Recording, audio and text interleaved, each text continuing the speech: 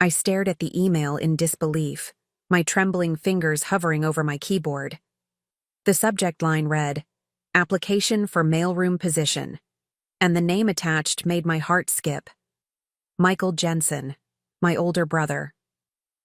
The same brother who had laughed in my face 3 years ago when I told my family I was leaving my corporate job to start an online vintage clothing business. "You're throwing away your MBA for a glorified garage sale?" he sneered across our parents' dinner table. Yet here he was, 5 years later, applying to work for the company he had once dismissed as a naive pipe dream. This wasn't just an employment application. It was the final chapter in a story of sibling rivalry that had shaped my entire life. I'd love to know which corner of the globe you're watching from. And if this story speaks to you, make sure to subscribe. Tomorrow's video is one you absolutely can't miss. I remember exactly where I was when I made the decision to quit my finance job.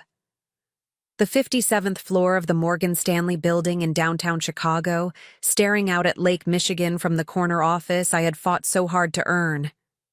I should have felt accomplished, perhaps even triumphant. Instead, I felt hollow. My name is Olivia Jensen. At 32, I had checked every box on the successful career woman checklist. Prestigious business school, 6-figure salary, corner office, with a view. But that Tuesday afternoon in November, watching the gray waves crash against the shoreline, I realized I hadn't drawn a genuinely happy breath in years. The vintage Dior scarf knotted at my neck, a lucky find at a Paris flea market during a rare vacation, felt like the only authentic piece of me in that sterile glass office. My passion for vintage clothing had been my secret escape since college.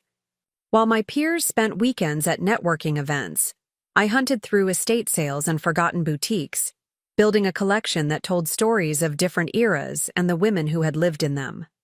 Quarterly projections are due tomorrow. "Olivia," my boss said, dropping another stack of papers on my already crowded desk. "The board meeting's been moved up." I nodded mechanically, but something had shifted inside me. That night, I stayed up until 3 a.m. building a business plan for what would eventually become Reclaimed Threads, an online boutique specializing in curated vintage clothing with modern styling guidance. 2 weeks later, I found myself sitting at my parents' expansive dining table in Evanston, surrounded by the familiar tensions and expectations that had shaped my childhood. My father, Richard Jensen, retired surgeon and perpetual skeptic, sat at the head of the table. My mother, Eleanor, ever the peacekeeper, nervously passed serving dishes. And then there was Michael, my older brother by 4 years, whose achievements had always been the measuring stick against which mine were judged. "I've decided to leave Morgan Stanley," I announced after the obligatory small talk had run its course. "I'm starting my own business." The silence that followed was thick with unspoken judgment, but it was Michael who broke it with a short, dismissive laugh. "You're joking, right?" he said, setting down his wine glass with more force than necessary. "You're giving up a director track position to sell clothes online?" "It's more than just selling clothes," I countered, trying to keep my voice steady. "It's creating a curated marketplace for sustainable fashion.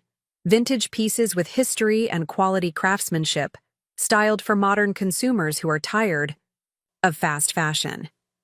My father frowned. "Olivia, you're throwing away years of education and career building. For what? A glorified garage sale?" The echo of Michael's earlier sentiment wasn't lost on me. They'd always been aligned against me, father and son, cut from the same practical, risk-averse cloth. "Your father has a point," my mother added gently. "Couldn't you do this as a hobby while keeping your job?" I took a measured breath. "I've done the market research.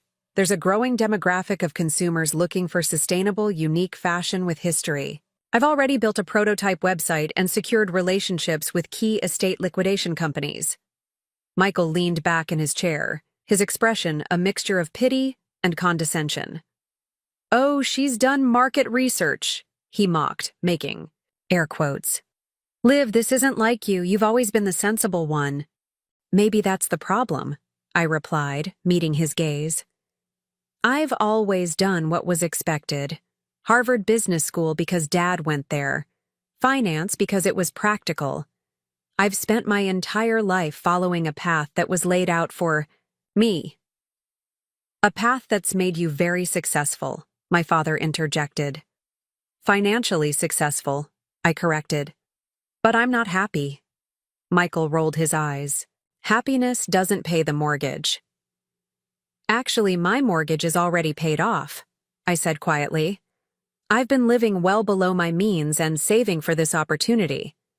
That silenced him momentarily, but he wasn't finished. You're having some kind of early midlife crisis. This business will fail within a year, and then you'll be crawling back to your old firm if they'll even take you. His words stung, not just because of their harshness, but because they tapped into my deepest fears. What if he was right? What if I was throwing everything away for a fantasy? Michael, my mother admonished half-heartedly. No, Mom, she needs to hear this, he insisted. Olivia, you've always been smart, but this is naive. You're not an entrepreneur. You're a numbers person, an analyst. You don't have what it takes to build something from scratch. I felt something shift inside me then. A hardening. A resolve. Crystallizing where uncertainty had been. Michael had always been the golden child, the risk-taker who mysteriously never faced consequences for his failures.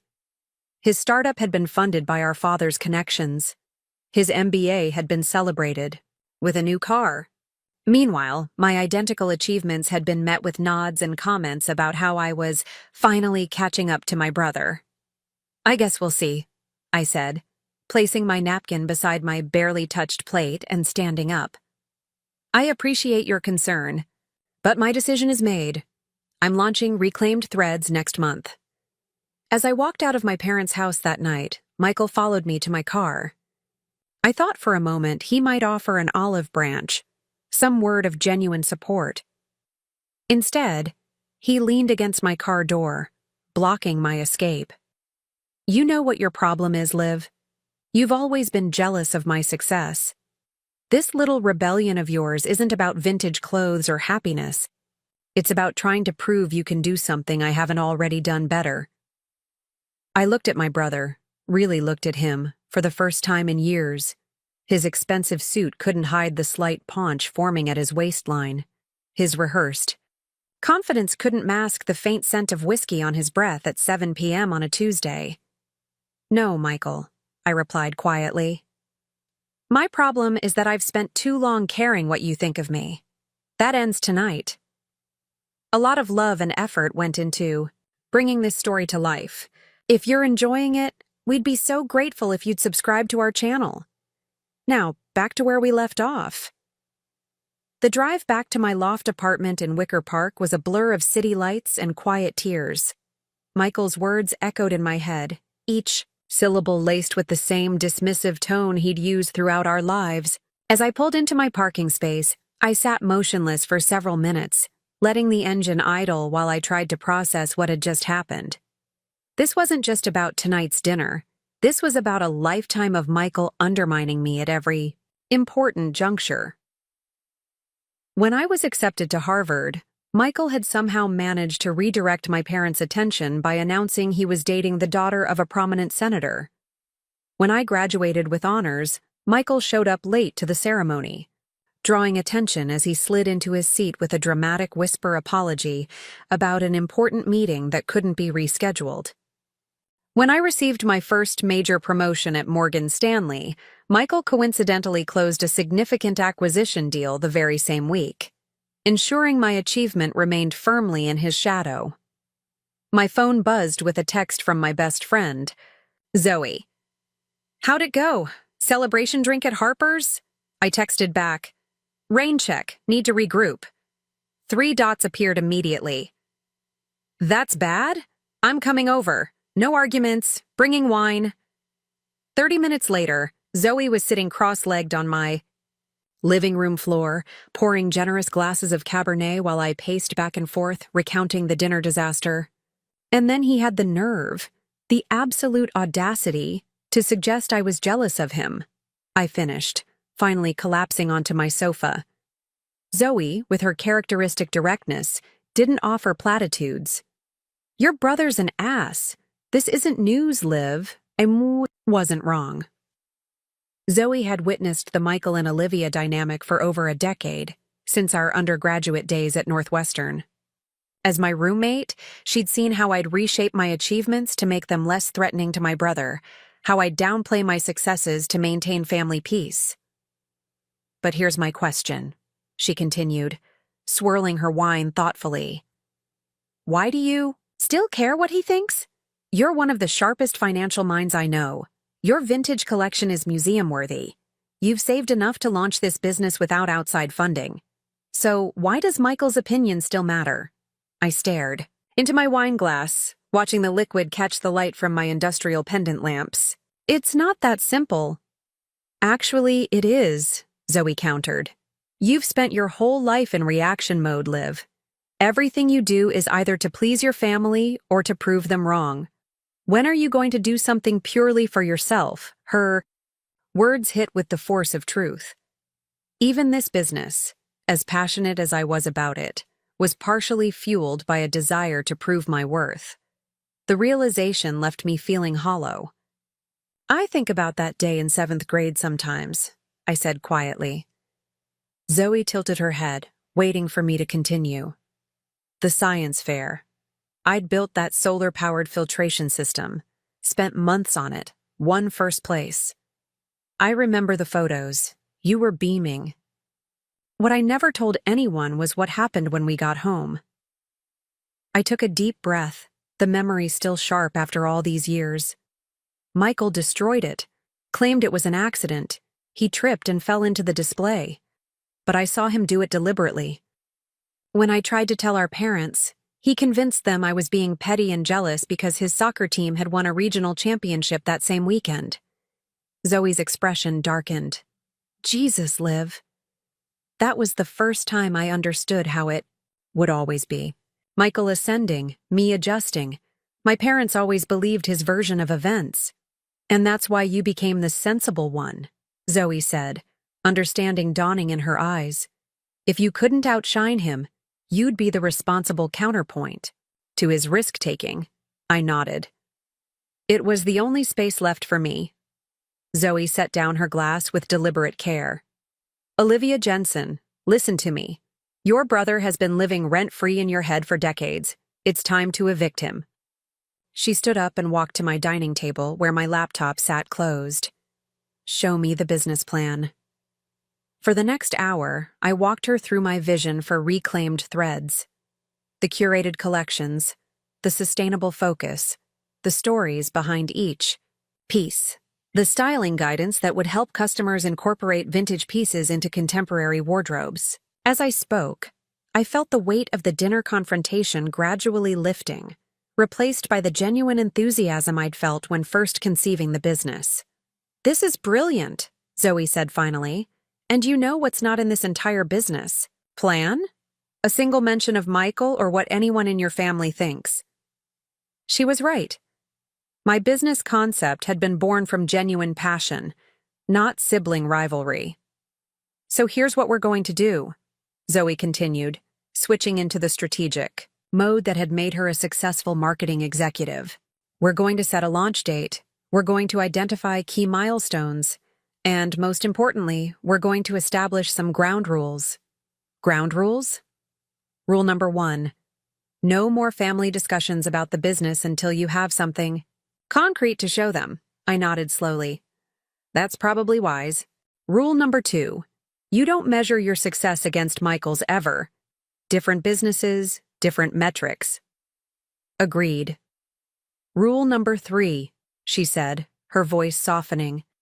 You call me whenever you start hearing Michael's voice in your head telling you can't do this. To my surprise, tears welled up in my eyes. What if he's right, though? What if I'm not cut out for this? Zoe reached across the table and squeezed my hand. That's not the Michael in your head talking. That's your fear. And fear I can work with. Because fear, unlike your brother, can be reasoned with.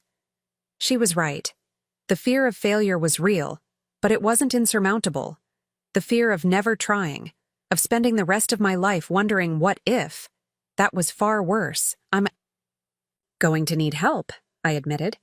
I know fashion and finance, but marketing, operations, tech, there's so much I don't know yet. And that, Zoe said with a smile, is exactly what separates you from your brother. You know what you don't know. Michael has never had that kind of self-awareness in his life. For the first time since leaving my parents' house, I laughed. It was a small sound, but genuine. That night, after Zoe left, I sat at my window overlooking the Chicago skyline. The city twinkled with possibility. I opened my laptop and created a new document. At the top, I typed, "Reclaimed Threads, 90-day launch plan." Underneath, I added a personal note. "This is for me, not to prove anything to anyone else." As I worked into the early hours of the morning, I felt something I hadn't experienced in years, the quiet certainty that I was exactly where I needed to be, doing exactly what I was meant to do.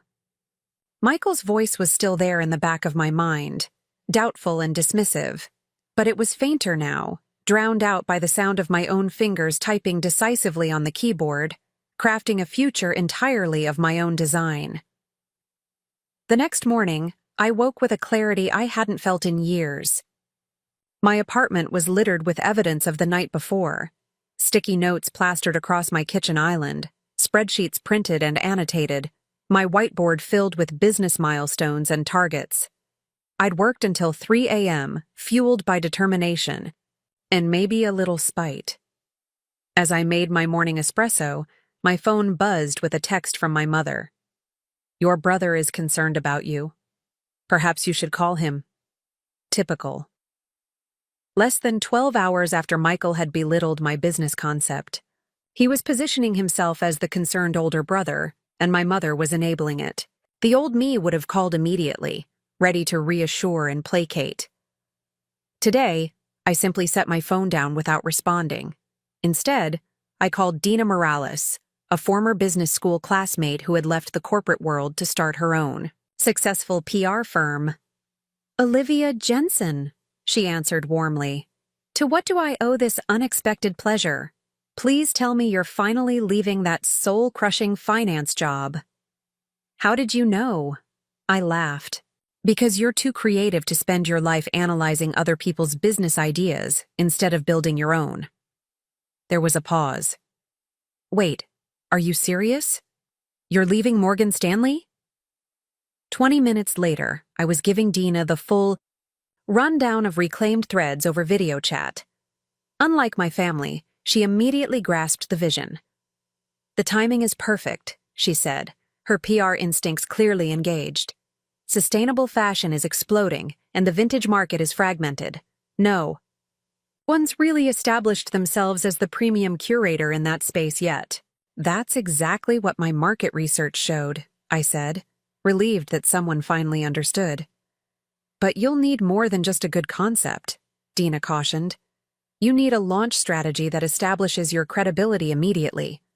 Fashion is all about perception." I nodded, jotting notes. "I've been thinking about that. What if we launch with a limited capsule collection? Something that tells a cohesive story?" Dina's eyes lit up. "Like power pieces from female CEOs of the 1980s or Hollywood's golden age, behind the seams." "Exactly. We could include the provenance of each piece, the story behind it. And we pitch it as the intersection of fashion, history, and female empowerment," Dina continued. "Not just clothes, but artifacts with stories, curated by a financial analyst turned fashion entrepreneur." The enthusiasm in her voice was contagious. This wasn't the skepticism I'd faced from my family. This was someone who saw the potential. I did. "I'm putting together a team of advisors," I told her. "People with complementary skills who can help me navigate the areas where I'm less experienced. Would you consider being part of that?" "Absolutely," Dina replied without hesitation.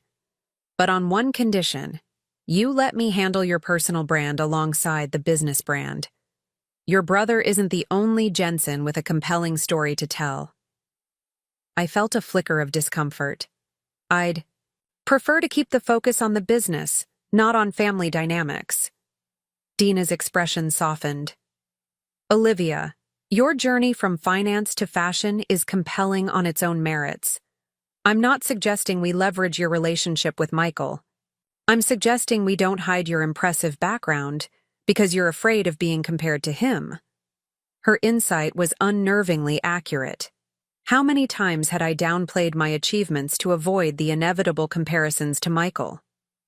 By the end of the call, we had the outline of a PR strategy and a list of key influencers in the sustainable fashion space to approach. Dina also promised to introduce me to a web developer who specialized in e-commerce platforms for independent designers. Next, I called Marcus Chen, a former Morgan Stanley colleague who had left to start a boutique operations consulting firm. I was wondering when you'd make the leap, he said after I explained my plans. You've been talking about vintage fashion for as long as I've known you. Was it that obvious? I asked, surprised. Your eyes only lit up when you were talking about your weekend finds, he laughed. So what do you need from me? Logistics? Supply chain? All of it, I admitted. I know how to source the pieces, but establishing systems for inventory management, shipping, returns, that's where I'm out of my depth. For the next hour, Marcus walked me through the operational considerations I'd need to address. Warehousing, options, inventory tracking software, shipping partners, quality control processes. It was overwhelming, but also energizing to break the massive challenge down into manageable components. You know, Marcus said thoughtfully, most entrepreneurs I work with come in with grand visions but no financial discipline. You're the opposite. You've got the financial acumen, but need to give yourself permission to think bigger with the vision. What do you mean? You're approaching this very methodically, which is good, but don't let your analytical side completely override your intuition. The reason people will choose your curation over others isn't just because of efficient operations, it's because of your unique eye and perspective. His words stayed with me as I spent the afternoon transforming my spare bedroom into a temporary office. I cleared out the guest bed, replacing it with a large work table where I could photograph and measure garments. I installed industrial clothing racks along one wall and converted the closet into a shipping station with a small table for a label printer and packaging materials. As I worked, my phone buzzed repeatedly with messages from my parents and Michael. I glanced at the notifications without opening them. Your father is disappointed. This isn't like you. Just call us and we can discuss. Each one aimed at pulling me back into the familiar family dynamic where my decisions required their approval. Instead of responding, I texted Zoe, building my war room. Want to help? She arrived an hour later with Thai food and a bottle of champagne. For christening the headquarters of Reclaimed Threads, she explained. As we ate, I shared my conversations with Dina and Marcus. Zoe nodded approvingly. You're building a brain trust. Smart. I can't do this alone, I admitted. And I need people who believe it's possible. Speaking of which, Zoe said, pulling out her tablet, I've been thinking about your social media strategy. The fashion world runs on Instagram and TikTok now. We need to establish your visual identity immediately. Zoe's day job as a marketing director made her input invaluable. She showed me mood boards she'd started creating, using photos I'd previously shared of my vintage collection. The key is consistency, she explained. Every post should reinforce your brand values, sustainability, history, quality, and personal transformation. Personal transformation? The garments and the women who wear them, she clarified. Each piece has been transformed from forgotten to treasured, just like the women who buy them might be transforming their own image or entering a new phase of life. I stared at her, impressed. That's exactly it. That's why I love vintage pieces. They have past lives and future potential. Zoe smiled. See? You already have the passion and the narrative. Now we just need to make it visible to everyone else. By the end of the evening, we had outlined a 90-day launch plan with clear milestones: website development, initial inventory acquisition and photography, brand identity finalization, and a soft launch to a select group of influencers and potential customers. As Zoe was leaving, she paused at the door. "What are you going to tell them at Morgan Stanley?" I hadn't even considered it yet. I'd been so focused on the business launch that I hadn't thought about my resignation process. The truth, I decided. That I'm pursuing an entrepreneurial opportunity that aligns with my personal passion. And if they counteroffer? I didn't hesitate. No amount of money would make me stay now. After Zoe left, I stood in the center of my newly created workspace, surrounded by the physical manifestation of my dream taking shape. The clothing racks were still empty, waiting to be filled with carefully selected pieces. The photography area was set up but unused. The shipping station was pristine in its readiness. Everything was potential, waiting to be realized. I picked up my phone and scrolled through the unread messages from my family. Instead of responding to any of them individually, I sent a single group text. "I appreciate your concern, but my decision is made. I've spent the last 5 years researching this market alongside my finance career, and I'm well prepared for this transition. I won't be discussing the business further until after launch, when I'll be happy to show you what I've built. Love, Olivia." Then I turned off notifications from all of them, set my phone aside, and opened my laptop to draft my resignation letter. As I typed, I felt the weight of family expectations lifting. For the first time, I wasn't making a decision in reaction to Michael or in anticipation of my parents' judgment. I was charting a course based solely on my own vision and values. Whether Reclaimed Thread succeeded or failed, this moment, this feeling of alignment with my true self, was already a victory. The battle with Michael's dismissal of my business wasn't going to be won through argument or persuasion. It would be won through methodical execution and tangible results. I didn't need to convince anyone with words.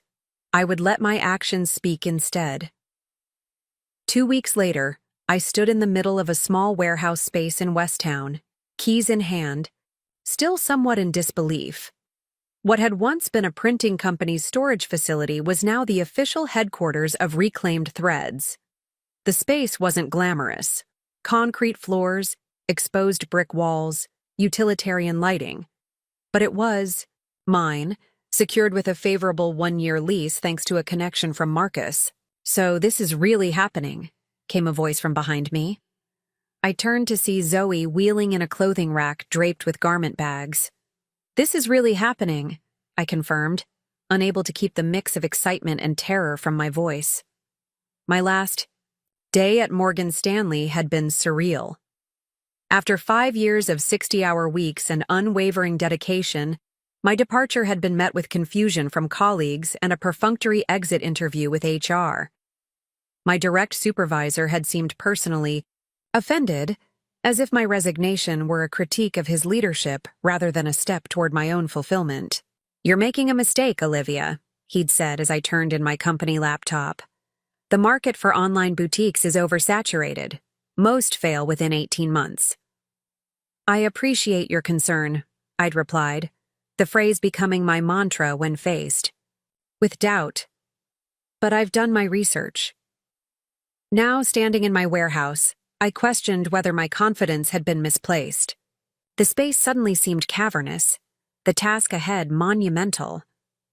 "Stop it," Zoe said, recognizing my expression.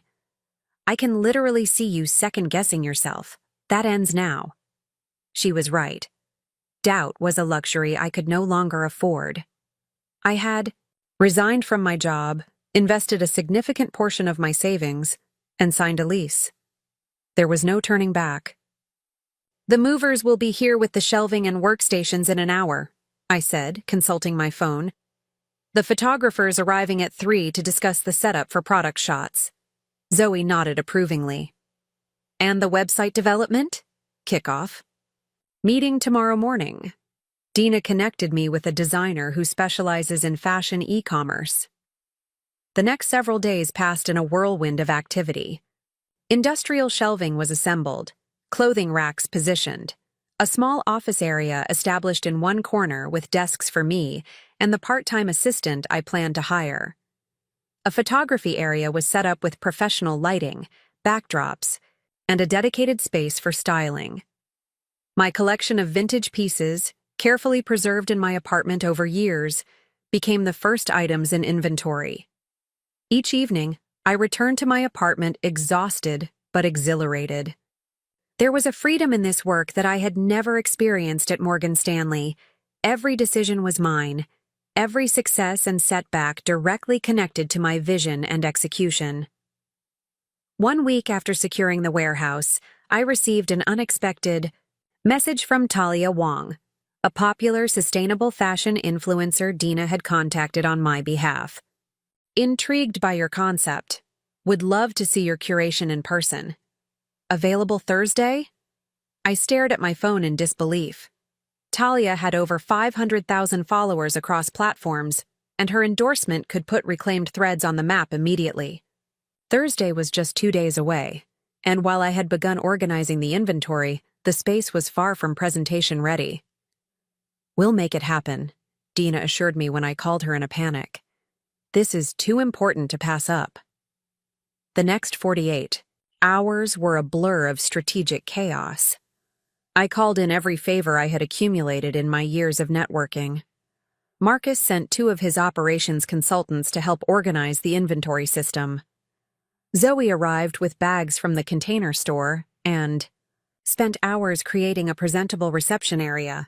A former college roommate who had become an interior designer loaned me vintage furniture pieces to soften the industrial feel of the space. By Thursday morning, the warehouse had been transformed. The front section now resembled a high-end boutique, with carefully selected pieces displayed on custom racks. My office area had been styled to reflect the brand aesthetic: vintage desk accessories, framed fashion illustrations from the 1950s, and fresh flowers softening the industrial edges of the space. When Talia arrived, I was surprised by how young she looked in person, perhaps only 25, but her shrewd assessment of the space told me she was every bit as business savvy as her online presence suggested. Your PR pitch was intriguing, she said after introductions. A finance executive, pivoting to sustainable fashion curation. But I get a lot of pitches. I need to see if your eye for quality matches your business credentials. For the next hour, I guided her through my initial collection, explaining the provenance of key pieces, the sustainability aspects of vintage collection, and my vision for helping modern women incorporate statement vintage pieces into contemporary wardrobes. This Halston jacket, I explained, showing her a perfectly preserved blazer from 1978, was owned by one of the first female executives at Chicago Tribune. I found it at an estate sale in Lincoln Park. The craftsmanship is impeccable. You simply can't find hand-stitched lining like this in contemporary fast fashion. Talia examined the piece with expert hands, checking the stitching, the fabric quality, and the overall condition. How would you style this for a younger client who might be intimidated by vintage? Without hesitation, I grabbed my tablet and showed her a digital styling board I'd created. With high-waisted jeans and a simple white tee for weekend, or over E. A slip dress for evening. The key is balancing the structured silhouette with more relaxed pieces. By the end of her visit, Talia's professional reserve had given way to genuine enthusiasm. You've got something special here, Olivia. It's not just the pieces, though your curation is exceptional. It's the stories behind them and your vision for their second life. She paused, considering. I'd like to do a feature when you launch. Maybe a try-on session with some of your statement pieces, styled my way. We could do it as an Instagram Live that drives to your website launch. It was more than I could have hoped for. That would be incredible, I managed, trying to maintain professional composure while internally doing cartwheels. Send me the launch date details when you have them, she said, heading toward the door. Then she turned back. Oh, And that Halston jacket? I'd like to purchase it when you go live. Consider it on hold. After she left, I called Dina immediately. She wants to do a feature, I exclaimed without preamble.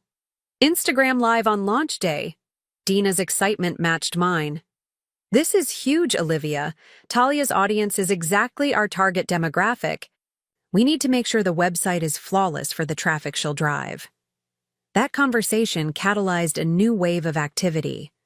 The website development was expedited, with daily check-ins on progress. I interviewed and hired 2 part-time assistants, one for inventory management and shipping, another for social media and customer service.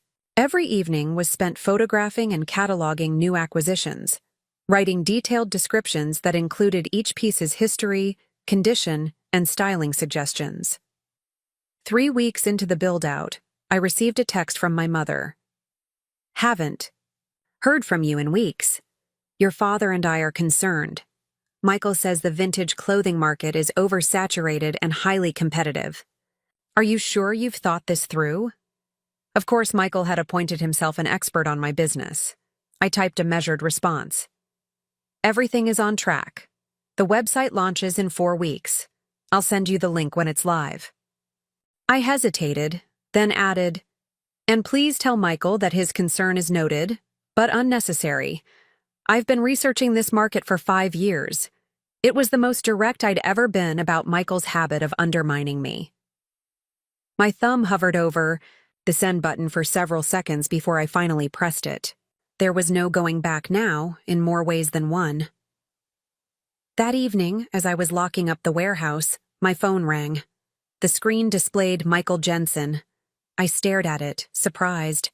Michael rarely called me directly, preferring to filter his opinions through our parents. After a moment's hesitation, I answered. Hello? Liv, he said, his voice carrying that familiar tone of condescension barely masked as concern.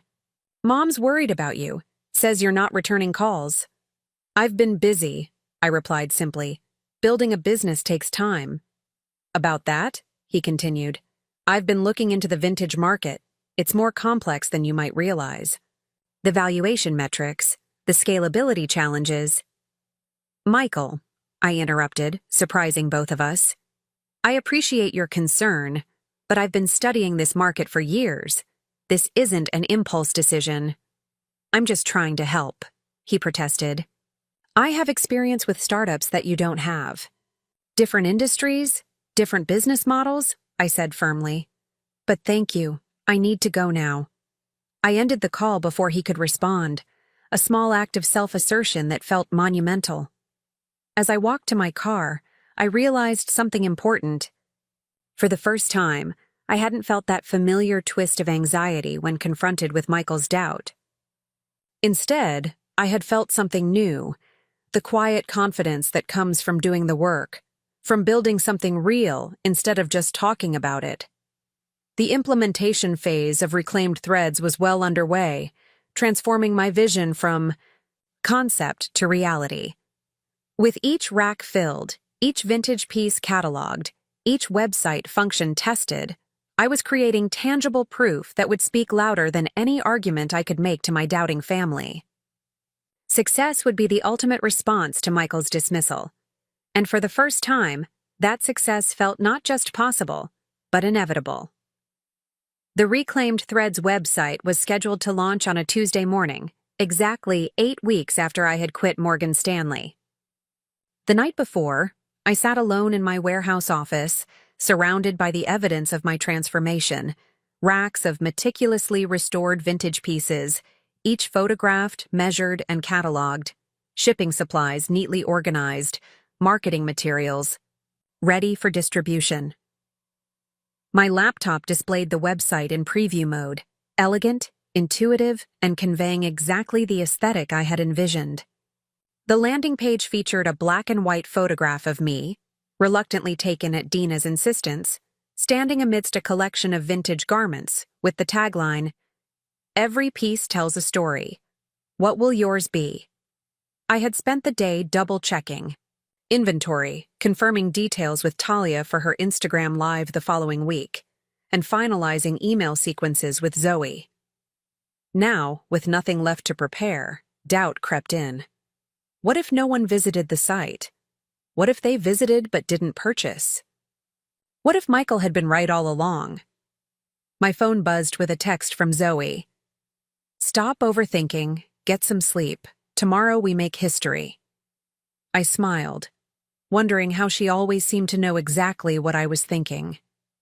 With one last look around, the space that had become more home to me than my apartment in recent weeks, I gathered my things and headed out. The drive home took me past my parents' neighborhood in Evanston. On impulse, I turned down their street and pulled up outside their house. Lights still glowed in the downstairs windows despite the late hour. For a moment, I contemplated going in, showing them pictures of the warehouse, the website, explaining my vision one more time in hopes they might finally understand. Instead, I drove on. Tomorrow would speak for itself. I barely slept that night, checking my phone every hour as if the website might have mysteriously launched itself ahead of schedule. At 5 a.m., I gave up on sleep entirely, made a strong espresso, and opened my laptop. At precisely 8 a.m., I sent the Go Live email to my web developer. Within minutes, Reclaimed Threads was officially open for business. For the first hour, I watched the analytics in real time, heart racing each time a new visitor appeared on the site. Most were friends and connections from the fashion community that Dina had primed with teaser emails, but there were unknown visitors too, people finding the site through the modest paid social media campaign we had launched simultaneously. Till 9:17 a.m., it happened. The first sale, a 1960s Pucci silk scarf, purchased by someone in Seattle. I stared at the order confirmation, a wave of emotion washing over me.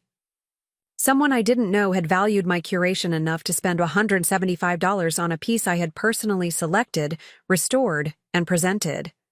I called Zoe immediately. "We got our first sale." "I know," she laughed. "I'm watching the analytics dashboard too. And it's not going to be the last. The social campaign is starting to gain traction. The engagement rates are already above industry average." By noon, we had processed 7 orders.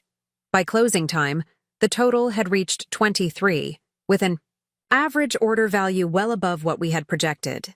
More importantly, the customer acquisition cost was significantly lower than budgeted, suggesting the targeting of our marketing efforts was resonating with the right audience.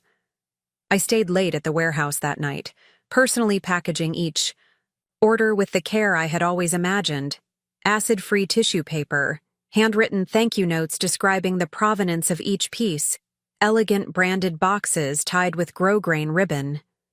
These weren't just sales. They were the beginning of relationships with customers who shared my appreciation for fashion history and sustainable consumption.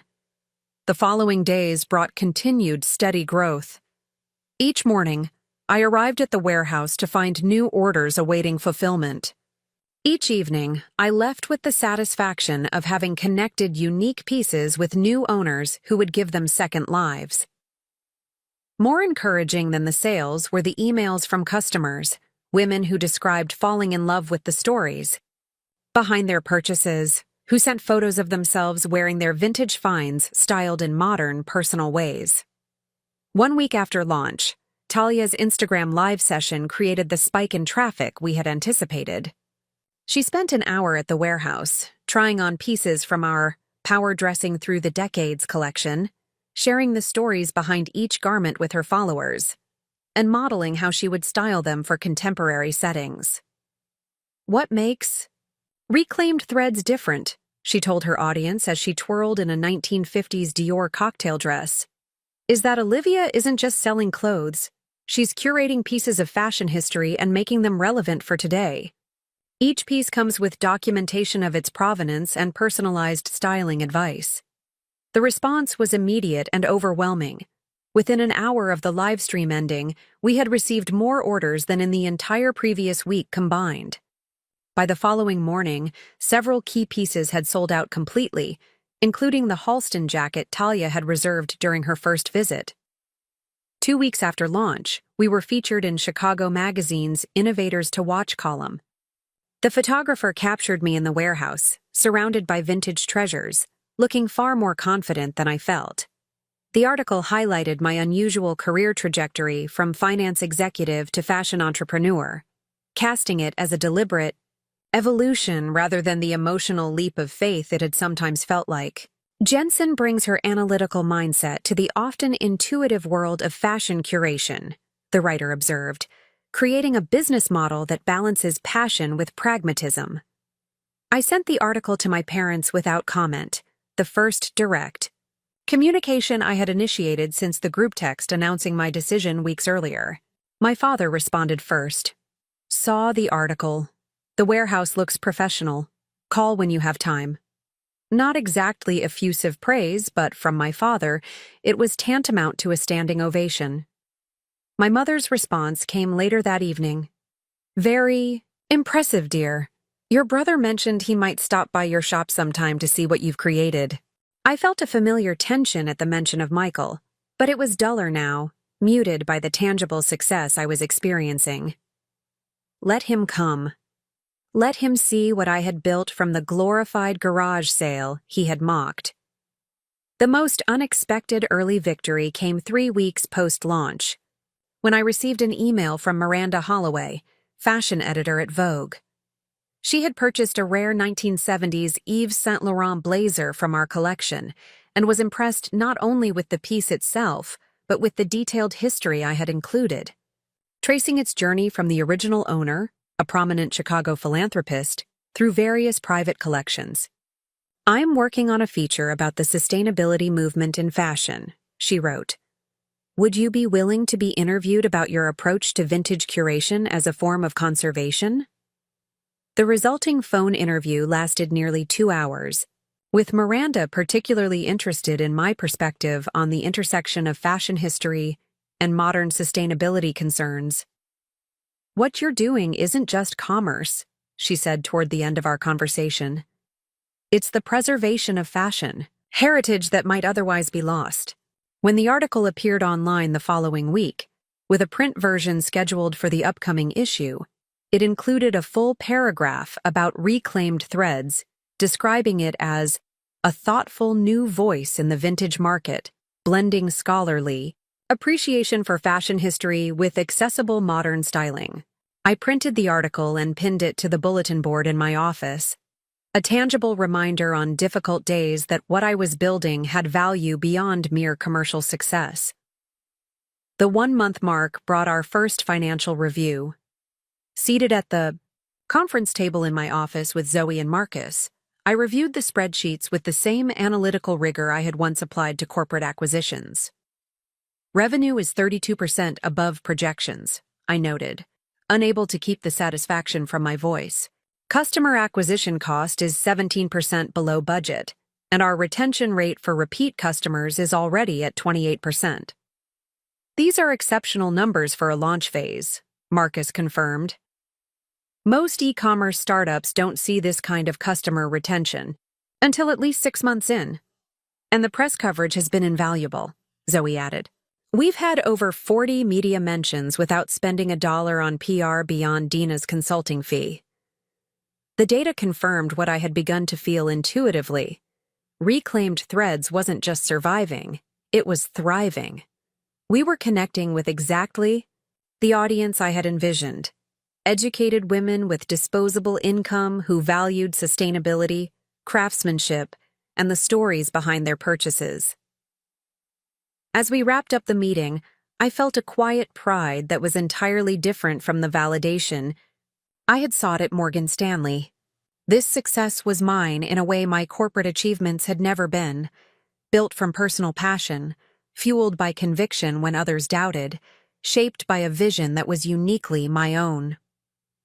That evening, as I was preparing to leave the warehouse, I received a text from an unfamiliar number, saw the Vogue piece. Impressive work.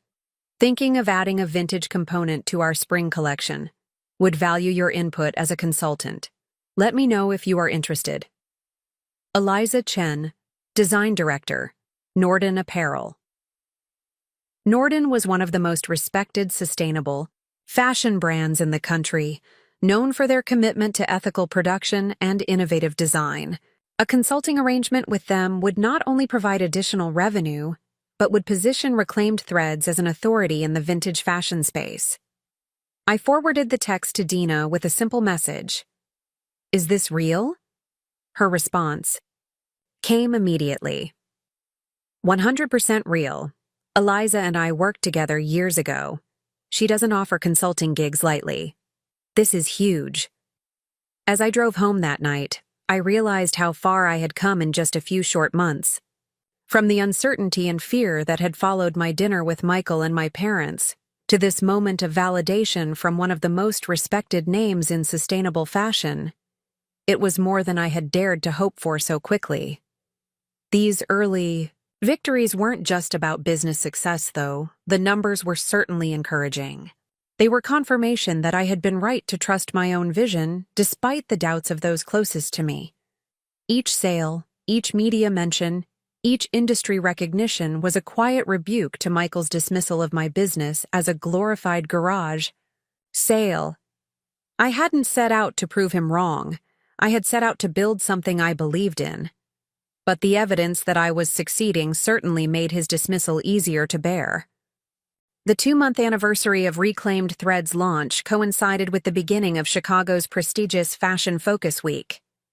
Thanks to Dina's connections, I had secured a spot in the Emerging Designers and Retailers Showcase, a significant achievement for such a new business. The event would allow me to display a curated collection to industry insiders, press, and potential wholesale clients. I spent weeks preparing, selecting pieces that told a cohesive story about sustainable fashion across decades. My small team had grown to include a part-time vintage specialist who helped source new acquisitions and a merchandising assistant who had previously worked for Barney's New York.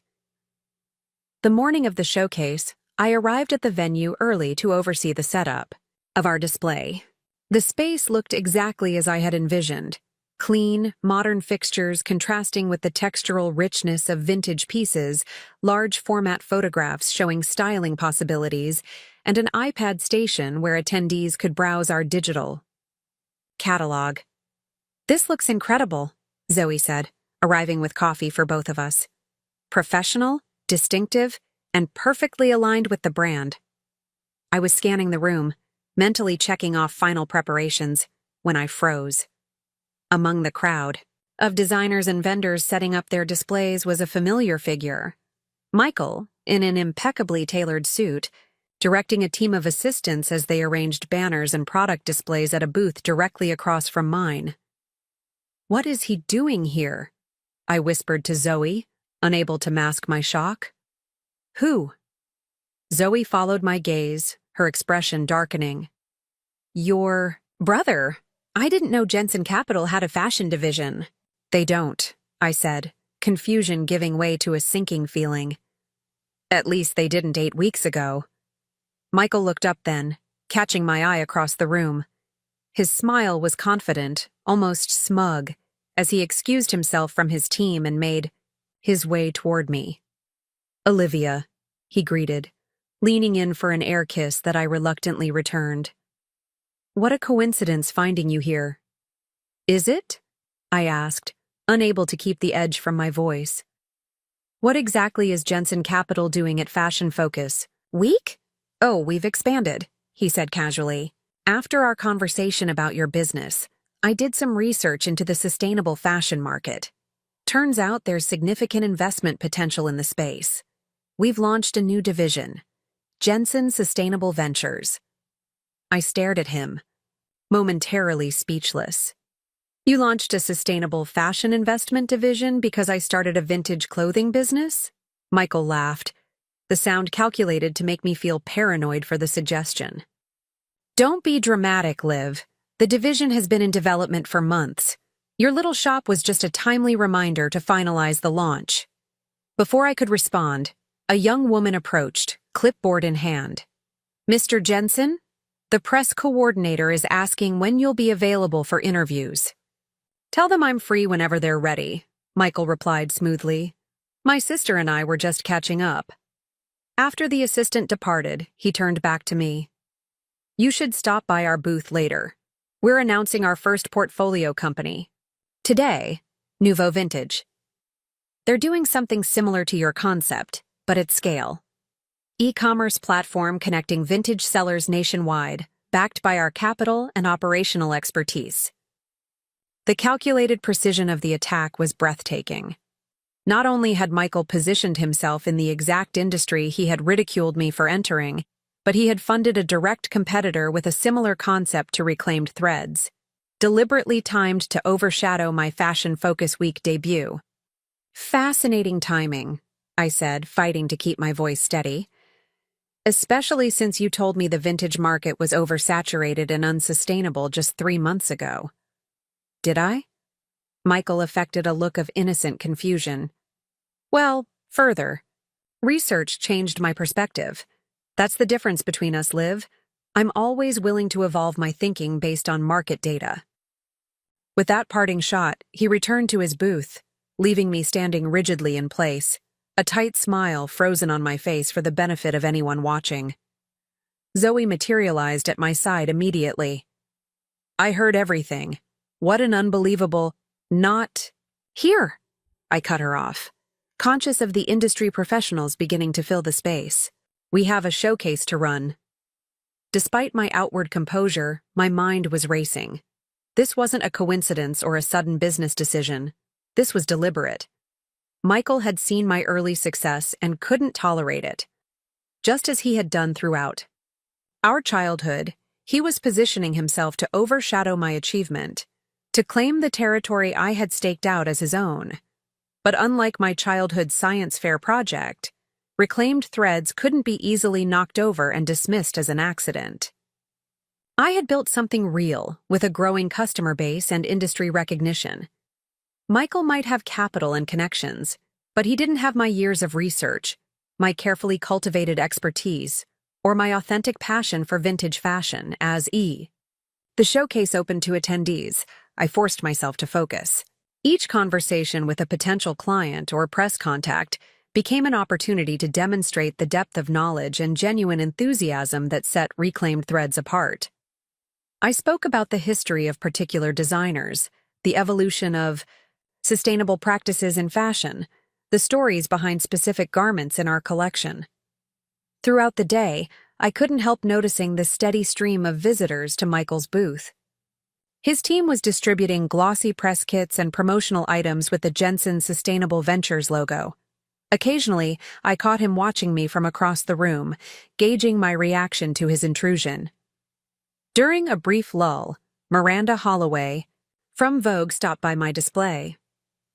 Olivia, the collection is stunning, she said, examining a rare 1960s Courrèges dress I had sourced from a private estate. The curation is impeccable. Thank you, I replied, genuinely pleased by her appreciation.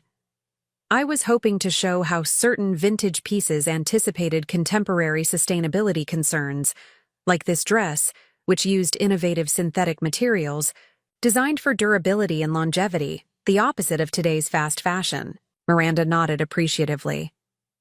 That's exactly the kind of context that makes vintage interesting beyond mere nostalgia. She glanced across the room at Michael's display. Your brother's new venture seems to be making quite a splash, I managed, a measured response. Yes, Michael has always had a talent for spotting market opportunities. But different approaches, wouldn't you say? Miranda mused. Mass market platform versus curated expertise. Interesting to see the same family producing such different business models in the same sector. Her observation gave me pause.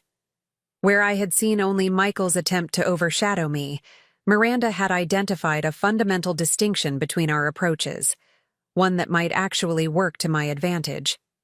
As the day progressed, I noticed a pattern in the attendees visiting both our booths. While Michael's display drew curious onlookers and casual browsers, mine attracted more focused interest from serious collectors, boutique owners, and fashion historians.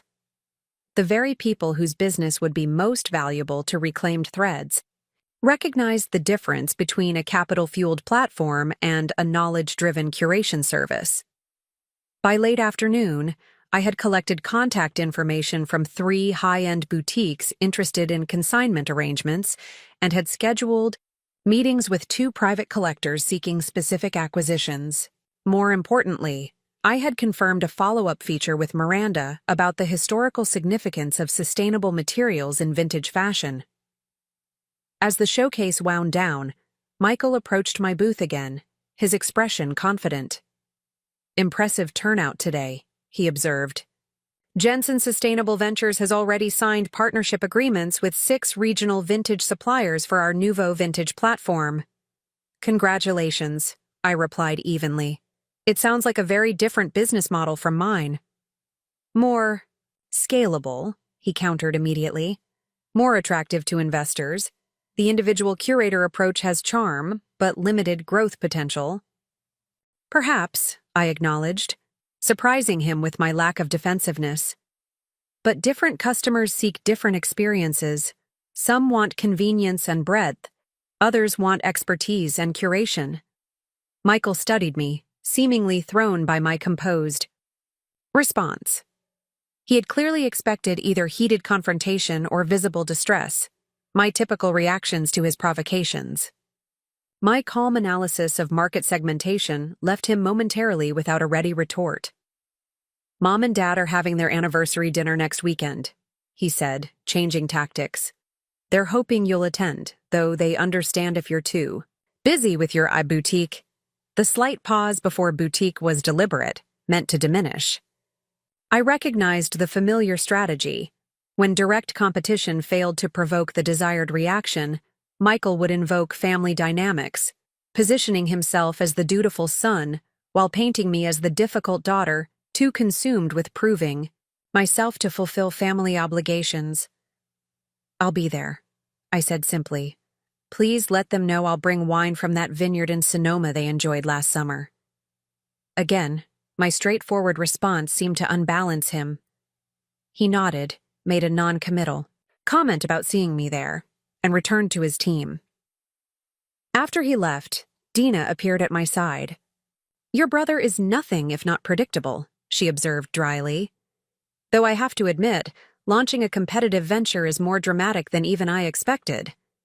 "He's trying to rattle me," I said, beginning to carefully pack away display items. "He wants me defensive and distracted." "And you're not giving him the satisfaction," Dina noted with approval. "But Olivia, this isn't just a psychological game. Jensen Capital entering the sustainable fashion investment space could have real implications for reclaimed threads." "I know," I acknowledged. "But it also confirms something important. What I'm building has value. Michael doesn't waste time on insignificant ventures." As we finished packing up, I took one last look at the now empty Jensen Sustainable Ventures booth across the room. The large banner prominently featured Michael's name and image, positioned as a visionary investor in sustainable fashion, a sector he had dismissed as frivolous just weeks earlier. The irony wasn't lost on me. My brother's attempt to undermine my business had instead provided powerful validation of my market research and business concept. His escalation wasn't just petty sibling rivalry. It was a backhanded acknowledgement that I had identified a viable opportunity he had initially missed. This realization brought with it a strange calm. For the first time in our competitive history, I didn't feel diminished by Michael's attempt to claim territory. Instead, I felt oddly validated. He could fund a platform, hire a team, and distribute press kits, but he couldn't replicate the years of knowledge, the genuine passion, or the curatorial eye that made reclaimed threads unique. His escalation wasn't the threat I had initially perceived. It was evidence that the path I had chosen had merit. And in recognizing that, I found myself more focused on refining my own vision than on countering his latest competitive move. My parents' anniversary. Dinner was held at Aurelian, an upscale French restaurant in the Gold Coast neighborhood with views of Lake Michigan. I arrived precisely on time, a bottle of the promised Sonoma Valley Cabernet tucked under my arm. The maitre d' led me to a private dining room where my parents were already seated with Michael and his date, a willowy blonde woman I didn't recognize. "Olivia," my mother greeted me, rising for an embrace that was more formal than affectionate. "We were beginning to wonder if you'd make it." "I said I would," I replied simply, handing my father the wine. "Happy anniversary." My father examined the bottle with approval. "Excellent vintage, thank you."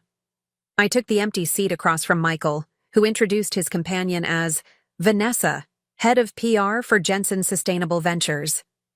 Of course he had. Brought a business associate rather than a personal date. Every interaction was an opportunity for Michael to advance his agenda. "Congratulations on the launch," Vanessa said smoothly. "Michael has told me so much about your journey from finance to fashion. So inspiring." The subtle emphasis on inspiring rather than impressive confirmed my suspicion that Michael had carefully shaped his narrative about my career change, positioning it as a charming but somewhat impractical pursuit. "Thank you," I responded with genuine warmth, refusing to be baited. The response has exceeded even my projections. "How are you finding the transition from general PR to fashion-specific work?" The question gently highlighted that, unlike me, Vanessa was new to the fashion industry, a fact she acknowledged with a surprised laugh. "It's a learning curve," she admitted. "Fashion has its own language and expectations." "Olivia could probably give you some pointers," my mother suggested, apparently without irony. "She's always had an eye for clothes." "I'd be happy to introduce you to some key industry contacts," I offered sincerely, ignoring the reductive characterization of my expertise as merely an eye for clothes. Dinner proceeded with the familiar rhythms of Jensen family gatherings. My father dominated the conversation with observations about financial markets and city politics. My mother deftly managed the service and flow of the meal while inserting occasional anecdotes about their 40 years of marriage. Michael strategically highlighted recent successes at Jensen Capital, particularly the expansion into emerging sustainable markets. I contributed when appropriate, but found myself observing more than participating, noticing patterns in our family dynamic with newfound clarity. Michael's constant positioning, my father's tacit approval, my mother's careful management of tensions, these weren't new developments but long-standing roles we had all played for decades. What had changed was my relationship to this dynamic. The success of Reclaimed Threads had altered something fundamental in how I perceived myself within the family structure. I was no longer the accommodating daughter seeking validation, but a businesswoman with external confirmation of my value and vision. As dessert was served, my father raised his glass. 40 years with this remarkable woman," he said, nodding toward my mother. "And to our children, who continue to make us proud in their professional achievements." We all clinked glasses, but I noticed Michael watching me closely, as if gauging my reaction to being included in the toast rather than singled out for specific recognition. "Speaking of professional achievements," he said once the moment had passed, "I've been meaning to ask you about your growth strategy, Liv. How do you plan to scale Reclaimed Threads beyond the boutique model?" The question was carefully calculated to highlight what he perceived as the limitation of my business compared to his platform approach. It was also asked in front of my parents, positioning him as the experienced business strategist kindly offering guidance to his less ambitious sister. In the past, I would have either defensively over-explained my business plan or downplayed my ambitions to avoid conflict. Tonight, I took a different approach. That's a common question from people who view all businesses through the lens of rapid scaling and investor returns, I replied calmly. Reclaimed Threads has a different model. We're focused on sustainable growth through deepening customer relationships and expanding our expertise-driven services. Michael's smile tightened almost imperceptibly. "But surely you have capital needs for inventory expansion. Mom mentioned you've invested a significant portion of your savings." And there it was. the subtle introduction of financial precarity into the conversation, designed to trigger my parents' concerns. Initial investment is normal for any business, I noted. Our current revenue exceeds projections by 32%, and our margins are healthy. More importantly, we're establishing partnerships with exactly the right segment of the market for our approach. My father, whose attention had been caught by the specific metrics, leaned forward. 32% above projections is impressive for any new venture. What's your customer acquisition cost? 17% below industry standard, I answered without hesitation. And our retention rate is approaching 30% in just our third month of operation. My father nodded, genuine interest replacing the polite attention he had been paying earlier. Sustainable customer acquisition is the real challenge for e-commerce. How are you achieving that efficiency? For the next several minutes, my father and I discussed business metrics in the detailed language of finance professionals. I explained our targeted marketing approach, the value of press coverage in reducing paid acquisition needs, and the high conversion rate among visitors to the website. Michael, unusually, had fallen silent. This direct professional conversation between my father and me, treating my business with the same serious consideration he would give to any investment opportunity, was clearly not the dynamic he had anticipated. When my father finally sat back, seemingly satisfied with my responses, Michael attempted to reclaim control of the narrative.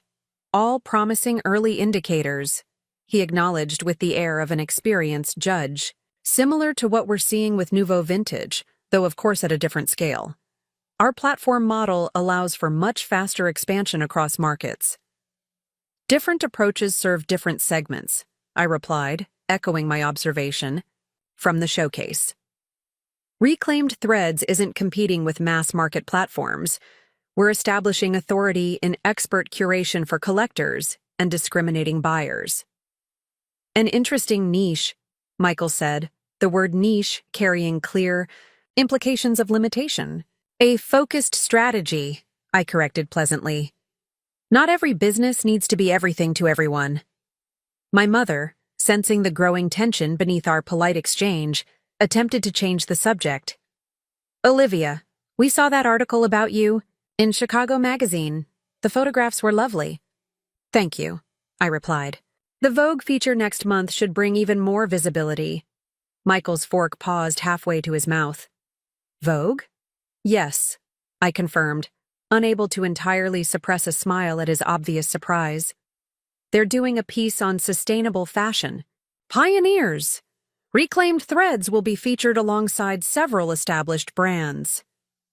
Vanessa, who clearly understood the significance of Vogue coverage for a new fashion business, looked impressed despite herself.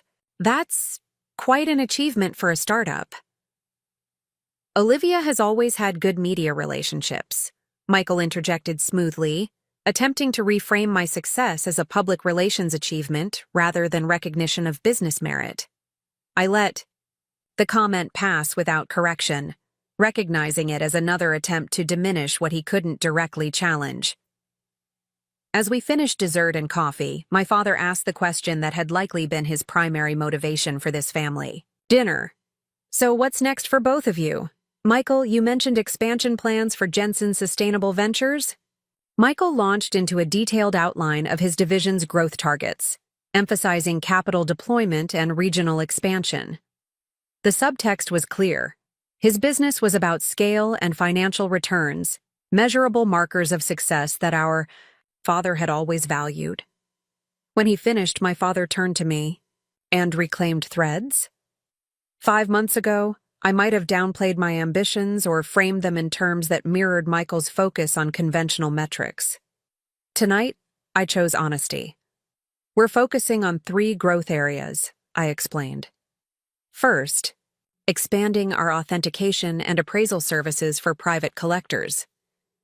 Second, developing exclusive vintage sourcing relationships with design houses researching their archives. Third, launching a limited capsule collection of contemporary pieces inspired by historical designs. Manufacturing new clothes? Michael interrupted, sounding genuinely surprised. That's a significant deviation from the vintage model. Not manufacturing, I clarified. Commissioning limited edition pieces from independent artisans using sustainable materials and methods. It's a natural extension of our commitment to quality craftsmanship and fashion history.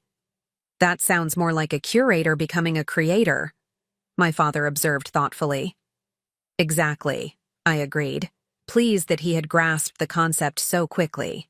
It's about bridging fashion history with sustainable future practices. The conversation continued as we moved to after-dinner drinks, but a subtle shift had occurred. For the first time in our family dynamic, my business approach was being discussed on its own merits, not in comparison to Michael's. My father asked thoughtful questions about my specific plans, showing genuine interest rather than polite attention. Michael, unaccustomed to sharing the spotlight during family gatherings, grew increasingly tense. I could see it in the tightness around his eyes, the slight stiffness in his posture, the way he repeatedly steered the conversation back to Jensen's sustainable ventures whenever possible. As the evening drew to a close, my parents prepared to leave for a weekend at their lake house in Michigan. My father surprised me by taking me aside while my mother collected her things. Your numbers are solid, he said without preamble, and your strategic focus is clear. If you need capital for expansion at some point, I'd be interested in discussing terms. The offer, delivered in his characteristically direct manner, was unprecedented.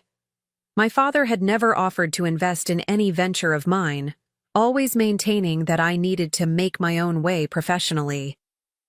Thank you, I said carefully. I'll keep that in mind. He nodded once, then rejoined my mother. After they departed, I found myself alone at the table with Michael and Vanessa, an awkward triangle of unspoken tension. Well, Michael said finally, his smile not reaching his eyes. It seems Dad is impressed with your little shop. He's impressed with sound business fundamentals, I corrected gently. As he should be. Fundamentals only take you so far, Michael countered. Scaling requires capital and infrastructure, things Jensen Sustainable Ventures has in abundance. I met his gaze directly. Michael, why did you launch a sustainable fashion venture 3 months after telling me the market was oversaturated? And doomed to fail? The bluntness of my question clearly caught him off guard. Vanessa, sensing the shift from professional rivalry to personal confrontation, murmured something about checking emails and discreetly left the table. Business decisions aren't personal, Liv, he said after a moment. I identified an opportunity and pursued it. That's what entrepreneurs do. An opportunity you only identified after dismissing my business concept and then seeing its early success, I pointed out. Michael's expression hardened. If you're implying I copied your idea, I'm not implying anything, I interrupted calmly. I'm directly stating that your sudden interest in sustainable fashion coincided exactly with reclaimed threads gaining traction. After years of mocking my obsession with vintage clothing, you're now positioning yourself as a visionary investor in the space. That's ridiculous, he scoffed, but the flush creeping up his neck betrayed his discomfort. Is it? I asked softly. You've been doing this our entire lives, Michael. When I succeed at something, you either diminish it or attempt to overshadow it. The only difference now is that I'm no longer pretending not to notice. The confrontation that had been building since Fashion Focus Week, indeed, since childhood, had finally arrived. But unlike previous conflicts with my brother, I felt no anxiety, no desperate need to either appease or convince him. I was simply stating observable truth, calmly and directly. Michael stared at me, seemingly thrown by this new version of his typically accommodating sister. For a moment, I thought he might actually acknowledge the pattern. Instead, he fell back, on familiar deflection. You've always been competitive with me, he said, shaking his head as if saddened by this realization. Always trying to prove yourself, always resenting my success. I smiled, recognizing the attempted reversal for what it was. That narrative worked when I was seeking your approval, Michael. It doesn't work anymore. I stood, gathering my purse. I need to check inventory tomorrow morning, so I should get going. Tell Vanessa I enjoyed meeting her. As I turned to leave, Michael's voice stopped me. This isn't over, you know. Jensen Sustainable Ventures has resources you can't match. Nouveau, vintage will dominate the online vintage market within a year. I looked back at him, struck by the naked insecurity beneath his threat. For the first time, I saw my brother clearly, not as the golden child whose approval I had sought, but as someone whose sense of self was so dependent on superiority that he couldn't bear to see me succeed independently. I wish you well with your platform, I said sincerely. But Reclaimed Threads isn't competing in that space. We never were. As I walked out of the restaurant, I felt lighter than I had in years. The confrontation that had loomed so large in my imagination had finally occurred, and I had emerged neither defensive nor defeated, but simply clear. The spell of Michael's judgment, his power to define my worth through comparison to his achievements, had been broken. The morning after my confrontation with Michael, I arrived at the warehouse earlier than usual, driven by a strange mix of energy and clarity. The space felt different somehow, more definitively mine, as if standing up to my brother had somehow reinforced my ownership of not just the physical business, but the vision behind it. I was measuring a newly acquired 1940s evening gown for the website when my phone buzzed with a text from Zoe. SOS, check your email. Michael's team just sent a press release to every fashion publication in Chicago. With a sense of foreboding, I opened my laptop and found the email Zoe had forwarded. The subject line read, Jensen Sustainable Ventures announces acquisition of Vintage Vault, Chicago's premier vintage retailer. My heart sank as I scanned the contents. Vintage Vault was one of Chicago's oldest and most respected vintage clothing stores, a 3-generation family business with a loyal customer base and an extensive inventory of museum-quality pieces.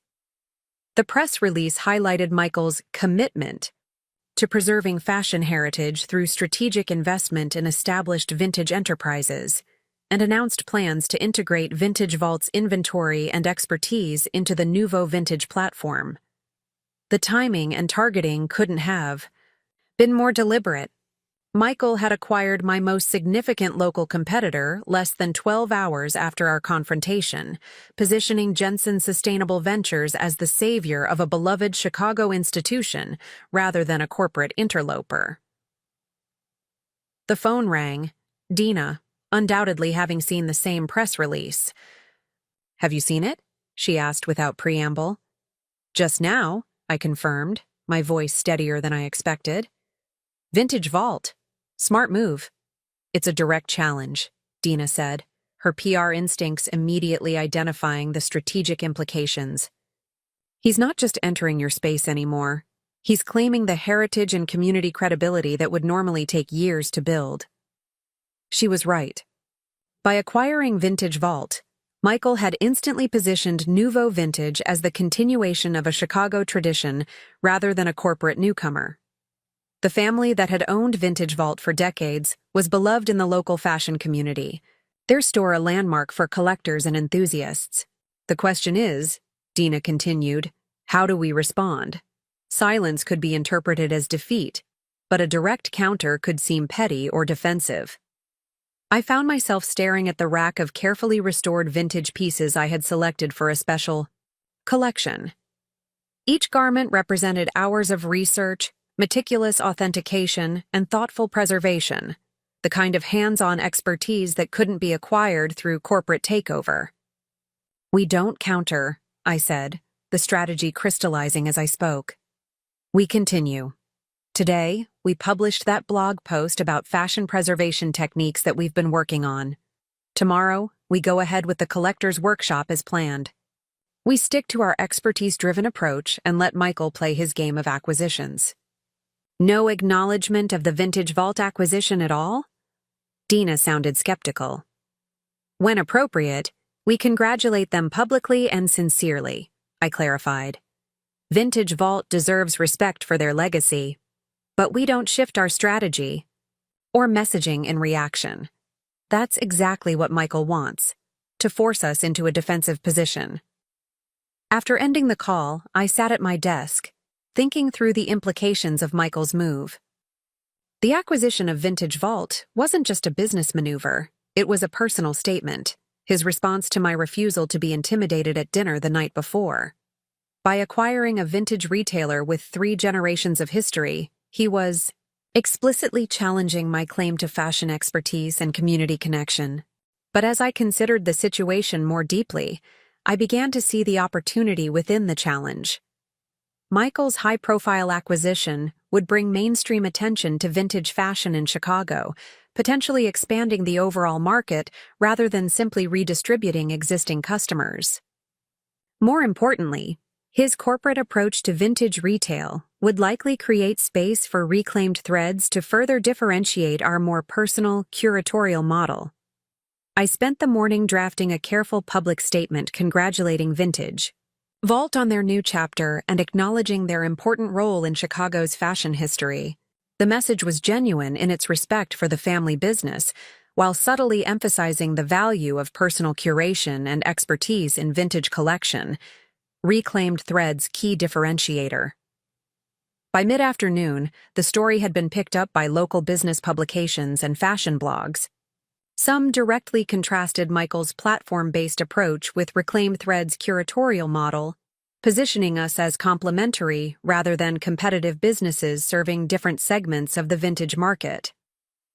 One fashion blogger wrote, "Jensen Sustainable Ventures' acquisition of Vintage Vault represents the corporatization of vintage retail, while Reclaimed Threads exemplifies the curator-driven model.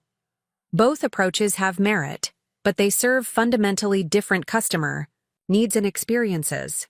This framing, which had emerged organically from the fashion community, rather than from any messaging on my part, was exactly the distinction I had been trying to establish since Michael first launched his competitive venture. As I was reviewing online coverage of the acquisition, my assistant appeared at my office door. "There's someone here to see you," she said, looking slightly confused. "Eleanor Jensen? She says she's your mother." I nearly dropped my coffee mug. My mother had never visited the warehouse, had never shown any interest in seeing the physical manifestation of my business beyond polite inquiries about how the shop is going. "Please show her in," I said, quickly tidying the papers on my desk. My mother entered tentatively, looking oddly out of place among the racks of vintage clothing in her conservative St. John knit suit and pearl earrings.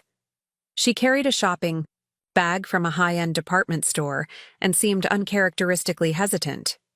"Mom," I greeted her, rising from my desk. "This is a surprise." "I hope I'm not interrupting," she said, glancing around the space with evident curiosity.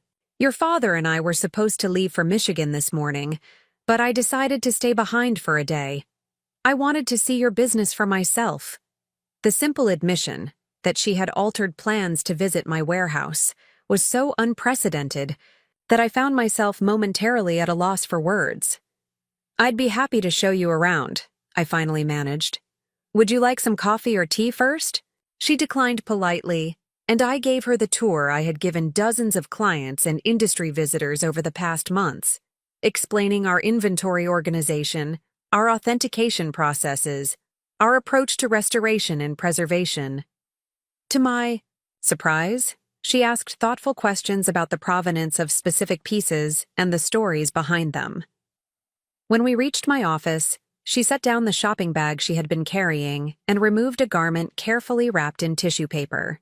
"I brought something I thought might interest you," she said, unfolding the tissue to reveal a stunning 1950s Chanel suit in deep burgundy wool. "This was my mother's. She wore it to gallery openings in Paris when your grandfather was stationed there after the war." I took the suit with reverent hands, examining the impeccable construction and the signature Chanel details, the braided trim, the chain-weighted hem, the silk lining. "Mom, this is museum quality," I said, genuinely awed. "I had no idea you had this." There's a small collection, she admitted. Your grandmother was quite fashion-forward for her time. I've kept her special pieces, though I've never had her flair for wearing them. She watched as I examined the suit, noting its excellent condition and historical significance. I thought perhaps you might like to have it for your collection. It seems more appropriate here than sitting in my cedar closet.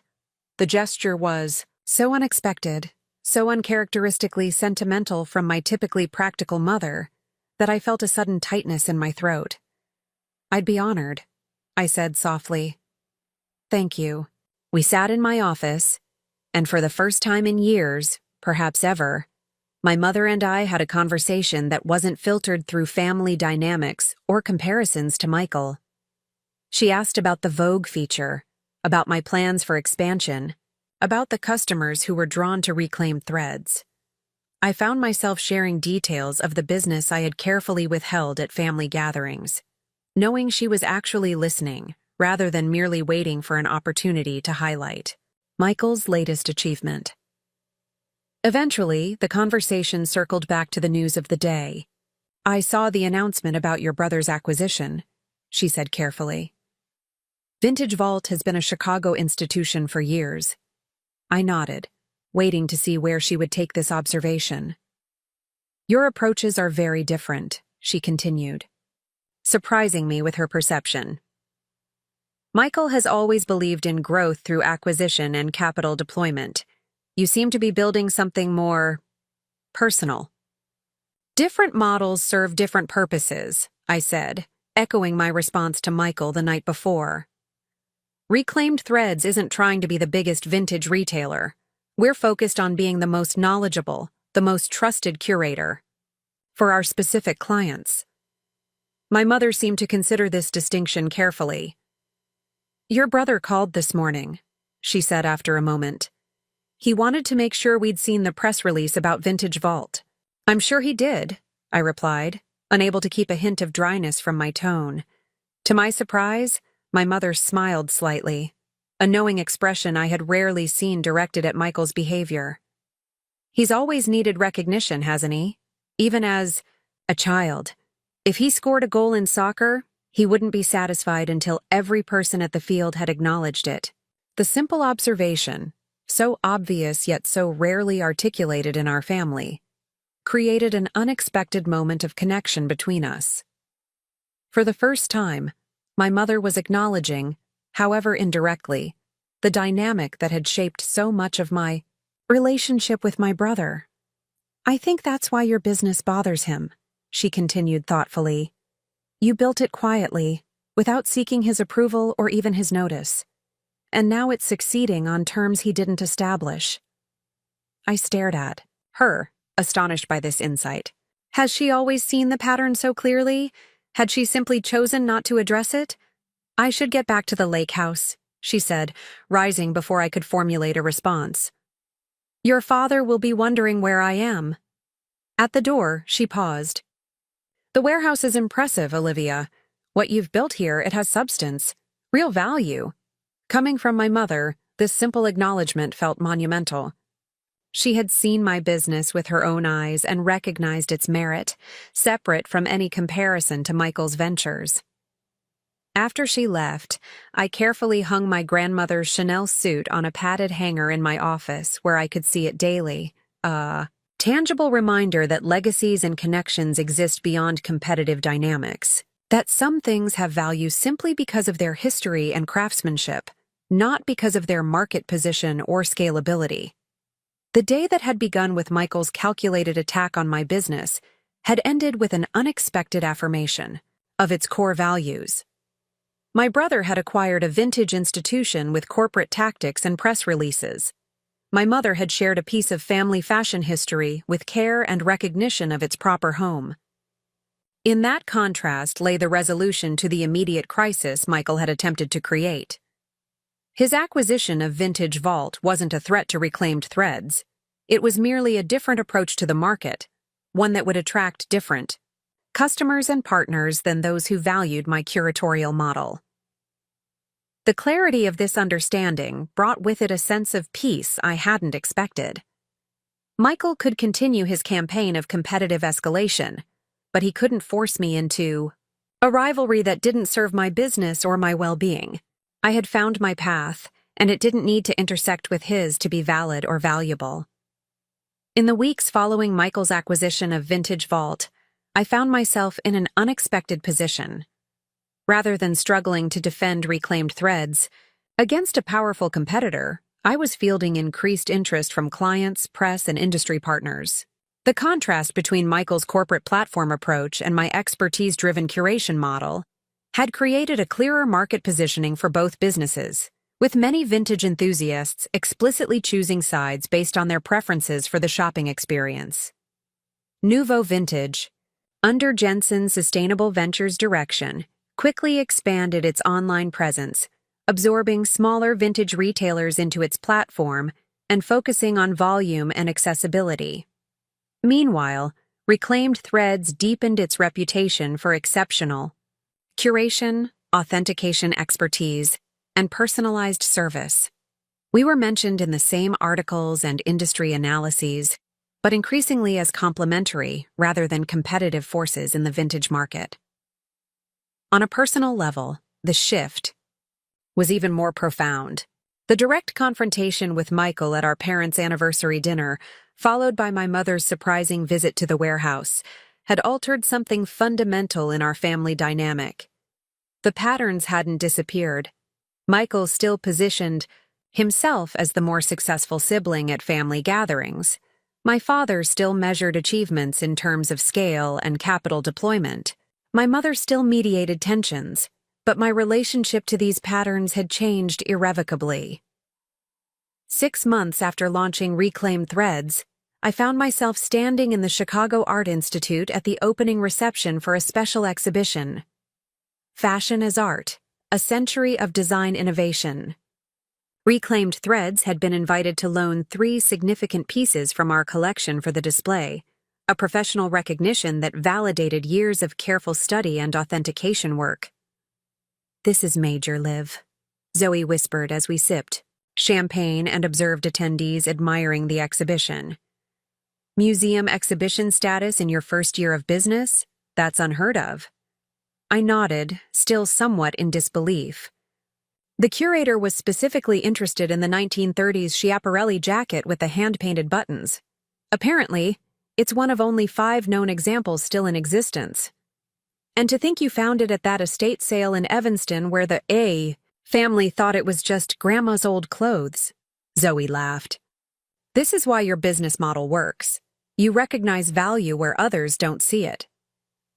As we circulated through the gallery, several attendees approached me with questions about vintage authentication and preservation. I found myself engaged in detailed conversations about fabric analysis, designer signatures, and historical context, discussions that reinforced both my expertise and my genuine passion for fashion history. Midway through the evening, I was surprised to see my parents enter the gallery, my father looking characteristically distinguished in a tailored suit, my mother elegant in navy silk. They spotted me immediately and made their way through the crowd. "Your assistant told us about the exhibition when we called the warehouse," my mother explained after greetings were exchanged. "We thought we should see it for ourselves." "The Schiaparelli is exceptional," my father commented, gesturing toward the display case containing the jacket I had authenticated. "Your mother recognized it immediately from a similar piece she saw at the Metropolitan Museum years ago." This casual acknowledgement that my father recognized the significance of the piece, that my mother had the knowledge to identify it, that they had made a point of attending the exhibition, represented a shift I was still adjusting to. They weren't comparing my achievement to Michael's or viewing my business as a temporary diversion from a real career. They were engaging with it on its own merits. As we stood discussing the exhibition, the gallery director approached, greeting me warmly and introducing herself to my parents. "Your daughter's expertise has been invaluable to this exhibition," she told them. The provenance research she provided for the Schiaparelli piece helped us establish a connection to the surrealist art movement that became central to the exhibition narrative. My father's expression of measured approval was as close to beaming as his reserved personality allowed. My mother squeezed my arm gently, a small gesture that conveyed more than any verbal praise could have. After they moved on to examine other displays, Zoe nudged me. "Did I just witness your parents showing genuine pride in reclaimed threads, without once mentioning your brother?" "I think you did," I confirmed, still processing the interaction myself. "Speaking of your brother," Zoe said, her tone shifting. Slightly, "Isn't that him by the entrance?" I turned to see Michael standing in the gallery doorway, surveying the scene with his characteristic calculating gaze. When our eyes met, he nodded once, then made his way toward me. "Olivia," he greeted, me with a perfunctory kiss on the cheek. "Quite an event." "I'm surprised to see you here," I said honestly. "Fashion exhibitions aren't usually your scene." "Professional interest," he replied smoothly. "Jensen Sustainable Ventures is considering a series of pop-up exhibitions to highlight pieces from the Nouveau Vintage collection. I'm here to observe the format. The familiar strategy, positioning his interest as purely business-related while implying plans to replicate and supersede my achievement, might once have triggered anxiety or defensiveness. Tonight, I found it almost amusing in its predictability. "The Art Institute curatorial team is excellent," I said simply. "I'm sure they'd be happy to discuss their approach if you're interested." Michael glanced around the gallery, noting the attendees engaged in animated discussions about the displayed pieces. "The vintage market has proven more robust than initial data suggested," he said, the closest he would come to acknowledging that his dismissal of my business concept had been misguided. "Different segments have different growth patterns," I agreed neutrally. "The investment-grade vintage sector has been particularly strong this year." Our conversation continued in this vein. Professional, superficially cordial, carefully avoiding any acknowledgement of the personal dynamics underlying our business rivalry. Yet something had shifted in the balance between us. In this setting, a prestigious cultural institution displaying pieces I had authenticated, surrounded by industry professionals who valued my specific expertise, Michael couldn't easily dismiss or overshadow my achievements. When he eventually excused himself to speak with a potential investor he'd spotted across the room, Zoe rejoined me. "Well, that was almost civil," she observed. "No passive-aggressive jabs, no overt attempts to diminish your success. Progress, I suppose," I said, watching as Michael seamlessly inserted himself into a conversation with gallery donors. "Or recognition. That his usual tactics don't work anymore," Zoe suggested. "You've established yourself in a space where his financial leverage isn't the only, or even the primary measure of success."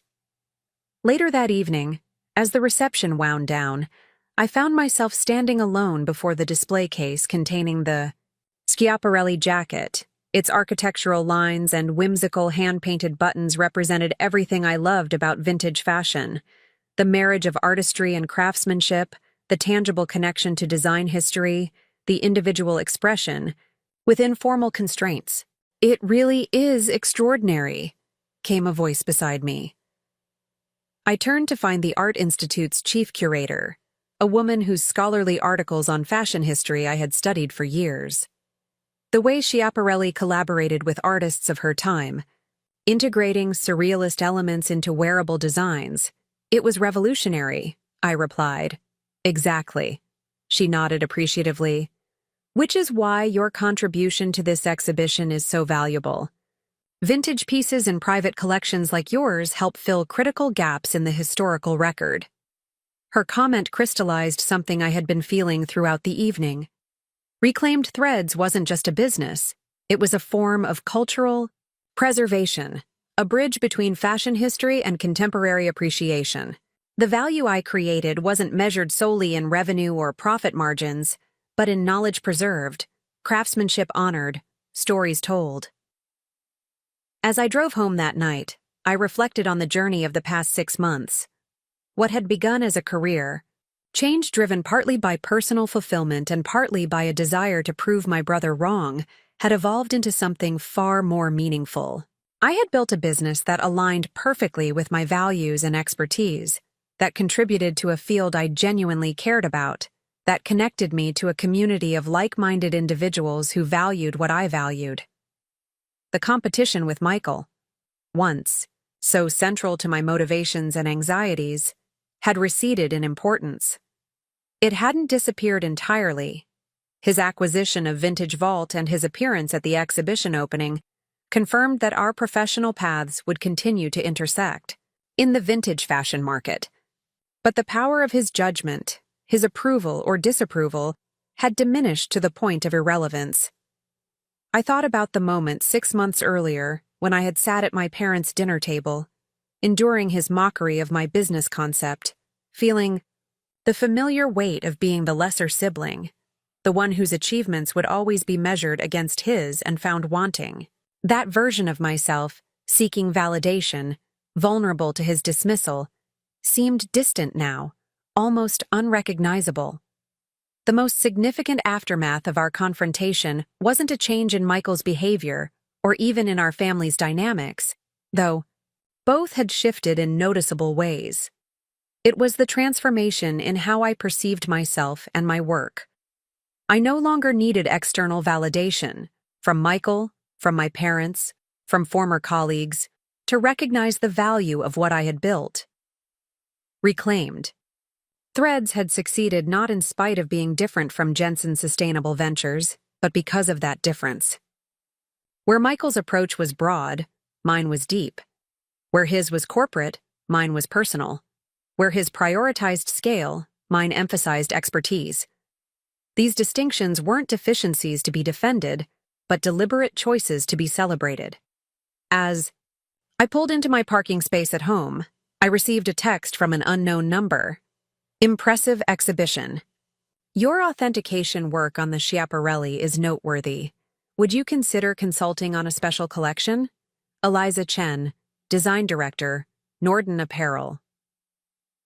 The timing felt significant, this opportunity arriving on the night I had fully recognized my independence from Michael's judgment. 6 months earlier, I might have immediately shared such validation with my family, seeking their acknowledgement of my success. Tonight, I simply smiled and made a mental note to respond in the morning. The aftermath of confronting Michael's attempts to overshadow my business wasn't dramatic vindication or public triumph.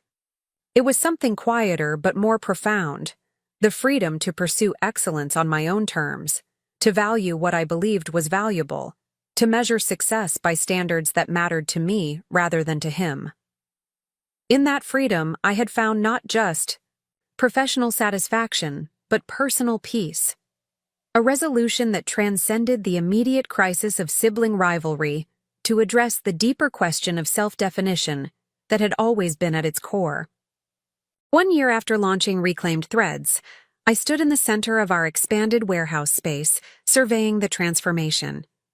What had begun as a modest startup with racks of carefully curated vintage pieces had evolved into a thriving business with multiple revenue streams. The original warehouse floor now housed not only our inventory, but also a consultation area for private clients, a small photography studio for catalog work, and a dedicated authentication station equipped with specialized tools and reference materials. The expansion hadn't been part of my original business plan, at least not so soon, but the unexpected success of our authentication and appraisal services had accelerated the timeline. Collectors, auction houses, and even museums had begun seeking our expertise, creating a robust secondary business alongside our retail operations. The quarterly numbers look strong, Marcus observed, joining me for our regular business review. Revenue is up 47% year over year, with the consulting services growing at nearly twice the rate of retail sales. I nodded, reviewing the spreadsheets on my tablet. The margin on consulting is significantly higher too. Lower overhead, less inventory risk. And harder for competitors to replicate, Marcus added meaningfully. authentication expertise isn't something you can scale with capital infusion alone. The unspoken comparison to Michael's business hung in the air. In the month since his acquisition of Vintage Vault, Jensen's Sustainable Ventures had continued its aggressive expansion of the Nuvo Vintage platform, absorbing smaller vintage retailers and building an extensive online marketplace. Their approach prioritized breadth over depth, thousands of items across price points, with minimal authentication beyond basic categorization. Speaking of competition, Marcus continued, have you seen the latest industry report? There's an interesting section on market segmentation in vintage retail. He pulled up a document on his tablet and passed it to me. The report, published by a respected fashion industry analysis firm, included a detailed breakdown of the vintage market, identifying two dominant models: the platform approach, exemplified by Nuvo Vintage, and the curatorial approach, represented by Reclaimed Threads. According to their analysis, the two models are serving increasingly distinct customer segments, Marcus pointed out. The platform attracts volume-oriented casual buyers, while the curatorial model appeals to collectors, designers, and higher-end consumers seeking authentication and provenance. I skimmed the analysis with interest. So, we're not even competing for the same customers anymore. Exactly, Marcus confirmed. You've effectively carved out a separate market segment, one that values exactly what you offer: expertise, curation, and authentication, and is willing to pay a premium for it. The validation of our business model was gratifying, but it was the separation from direct competition with Michael's venture that struck me as most significant. We had moved beyond the simplistic rivalry that had initially colored my approach to the business. Reclaimed Threads wasn't succeeding in opposition to Nuvo Vintage, it was thriving in an entirely different ecosystem. After Marcus left, I turned my attention to a more personal matter that had been on my mind recently. My lease on the apartment in Wicker Park was ending, and I had been considering my options. The business was stable enough now that I could consider purchasing property, something I had been reluctant to commit to in the uncertain early months of entrepreneurship. As I browsed real estate listings on my laptop, a notification popped up on my phone, an email from the Chicago Business Journal. The subject line made my heart skip. Request for comment, Jensen Capital Restructuring. I opened the email to find a journalist seeking my perspective on a breaking business story. Jensen Capital, my brother's firm, was undergoing significant restructuring following disappointing performance in several key investment areas. Jensen Sustainable Ventures, including the Nuvo Vintage platform, was notably absent from the list of divisions being maintained under the reorganization. The email concluded with a direct question. As Michael Jensen's sister and a successful entrepreneur in the vintage fashion space, do you have any comment on the restructuring of Jensen Capital and the apparent divestment of Jensen Sustainable Ventures? I set the phone down, processing the implications. This wasn't just another business development. It was potentially the end of Michael's venture into the vintage fashion market, the competitive enterprise he had launched specifically to overshadow my success with Reclaimed Threads. My first impulse was to ignore the request entirely. Commenting publicly on my brother's business difficulties seemed unnecessarily provocative, regardless of our complicated history. But as I considered the situation more carefully, I realized this moment represented an important juncture, not just for our businesses, but for our relationship. I composed a careful response. While I'm not privy to the internal decisions at Jensen Capital, business restructuring is a normal part of strategic evolution for any company. Michael Jensen has always been an adept navigator of changing market conditions. As for the vintage fashion sector, it continues to demonstrate strong potential for businesses with focused expertise and clear value propositions. Reclaimed Threads remains committed to our specialization in authentication, curation, and preservation of significant vintage pieces. The statement was professional and neutral, acknowledging neither satisfaction at his apparent setback nor false concern. It reflected the businesswoman I had become, one who could comment on market conditions without personal animus, who could acknowledge a competitor's challenges without gloating or defensiveness.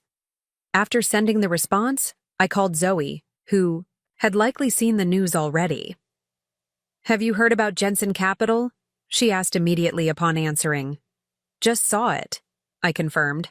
The Business Journal reached out for comment. "What did you say?" I recounted my response. "Perfect," Zoe approved. "Professional, not personal. Though I wouldn't blame you for feeling a little vindicated. It's more complicated than that," I admitted. "Yes, Michael launched Jensen Sustainable Ventures specifically to compete with me, and yes, there's a certain irony in its apparent failure. But I don't take pleasure in anyone's business difficulties, even his." There was a pause before Zoe responded. "You know what's remarkable about that statement? A year ago, I wouldn't have believed it. Now, I do. You've moved beyond the rivalry in a way I honestly didn't expect." Her observation gave me pause. She was right. My response to Michael's business challenges wasn't the satisfied vindication I might have anticipated when he first launched his competing venture. Instead, I felt a more complex mix of emotions, a certain professional detachment regarding the market forces at play, mild curiosity about what had gone wrong, and even a touch of genuine sympathy for the public nature of the setback. The next morning, I received a text from my father. "Dinner tonight? Your mother and I would appreciate your perspective on some matters." The formal wording and unusual request suggested this wasn't a routine family gathering. I agreed, and that evening found myself at my parents' Evanston home for the first time, in several months. The atmosphere was subdued, with my mother unusually quiet, and my father more contemplative than I had seen him in years. After preliminaries, my father came directly to the point. "I assume you've heard about the restructuring." "At Jensen Capital," I nodded. "I saw the news yesterday. What you may not know is that Michael has been struggling with the business for some time," my father continued. "The Sustainable Ventures division, in particular, has been hemorrhaging capital without establishing sustainable revenue streams. This was significantly more detail than my father would typically share about family business matters, especially regarding Michael. The departure from the pattern was striking. "I'm sorry to hear that," I said carefully, unsure of my role in this conversation. My father nodded, seeming to appreciate my measured response.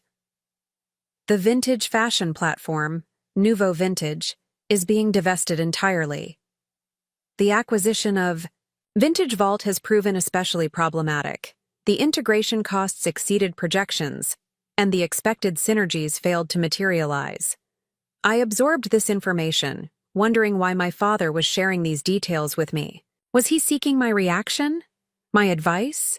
My assurance that I wouldn't capitalize on Michael's business difficulties? "Michael has been reluctant to discuss the situation with us directly," my mother finally spoke up. "He's always kept his professional challenges private, especially from family." "That's understandable," I replied, thinking of how Michael had always positioned himself as the unfailingly successful sibling, the golden standard against which I was measured. Admitting business failure, particularly in a venture explicitly designed to overshadow my success, would be nearly impossible for him. "What we'd like to understand," my father said, coming to his purpose, "is whether there might be an opportunity here for collaboration rather than competition." I blinked, momentarily speechless. Between Reclaimed Threads and Jensen Sustainable Ventures? Or whatever form the vintage fashion assets might take post-divestiture, my father clarified. The inventory and client list from Vintage Vault in particular represents significant value that aligns more naturally with your business model than with a platform approach. The suggestion was so unexpected that I struggled to formulate a response. My father was essentially proposing that I acquire or partner with the very business Michael had launched to compete with me, a reversal so complete it seemed almost fictional. That would be complicated, I finally managed. Beyond the business considerations, there's the personal history to consider. My father nodded, acknowledging the understatement. Michael's pride has always been his greatest vulnerability, he said, surprising me with his candor. But he's also a pragmatist when necessary. The current situation may require pragmatism. As the conversation continued, I began to understand the long-term consequences that were unfolding. Michael's attempt to overshadow my business had backfired, significantly, creating financial strain for his primary company. My parents, who had once tacitly supported his competitive behavior, were now approaching me as the stable, successful sibling who might help resolve a family business crisis. Dinner concluded without any firm decisions or commitments, but the shift in family dynamics was unmistakable. For the first time in our adult lives, I was being positioned as the family problem solver rather than the family underachiever. My business acumen, once dismissed in favor of Michael's more aggressive approach, was now being sought as a potential solution to his difficulties. As I drove home that night, I reflected on the irony of the situation. Michael had launched Jensen Sustainable Ventures to prove he could succeed in the vintage fashion market more dramatically than I had with reclaimed threads. Now, barely a year later, his venture was being divested while mine was thriving. The long-term consequences of our rivalry were materializing in ways neither of us could have anticipated.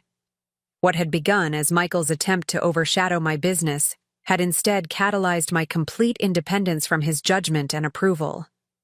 What had started as my defensive reaction to his dismissal had evolved into a successful enterprise built on genuine passion and expertise, rather than competitive drive. Most significantly, the family dynamic that had defined our relationship. Since childhood, Michael as the golden child, me as the eternal runner-up, had been fundamentally altered. Not through confrontation or vindication, but through the gradual, irrefutable evidence of our respective choices and their outcomes. 18 months after launching Reclaimed Threads, I stood in the doorway of our newest acquisition, a storefront in Chicago's Gold Coast neighborhood that would become our first physical retail location. The space had previously housed a high-end bookstore with elegant built-in shelving, original crown molding, and worn hardwood floors that told the story of decades of careful use. "It's perfect," Zoe declared, spinning slowly to take in the space. "Exactly the right balance of history and possibility." I nodded, already envisioning how we would transform the space while honoring its character. Display cases along this wall, a consultation area in the back corner, maybe a small exhibit space for the museum-quality pieces. My phone buzzed with a text from Dina. "Just confirmed. Vogue's September issue will feature the Reclaimed Threads profile. 4 pages with photographs from the new space. Need to schedule the shoot within 2 weeks." This national recognition was the culmination of 18 months of steady growth and increasing industry respect. What had begun as a passionate career pivot had evolved into a significant business with multiple revenue streams: curated vintage retail, authentication and appraisal services, consulting for designers and museums, and most recently, a limited collection of contemporary pieces inspired by historical designs. As I shared the news with Zoe, my phone rang with my mother's ringtone, a weekly occurrence now, as she had taken a genuine interest in the business over the past year. "I just drove past the new storefront," she said after greetings were exchanged. "The location is exceptional." "I think so too," I agreed. "We're signing the lease tomorrow." "Your father and I were wondering if you're free for dinner this weekend," she continued. "There's something we'd like to discuss with you. Michael will be there as well." I felt a momentary tension at the mention of my brother. Since the restructuring of Jensen Capital and the divestiture of Jensen Sustainable Ventures, our interactions had been minimal and carefully cordial.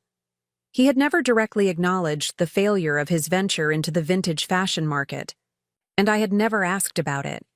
Our family gatherings had taken on a new pattern, less competitive, more genuinely conversational, but with the unspoken subject of our business rivalry hovering beneath the surface. "I should be able to make it," I said, mentally rearranging my weekend plans. "Is everything okay?"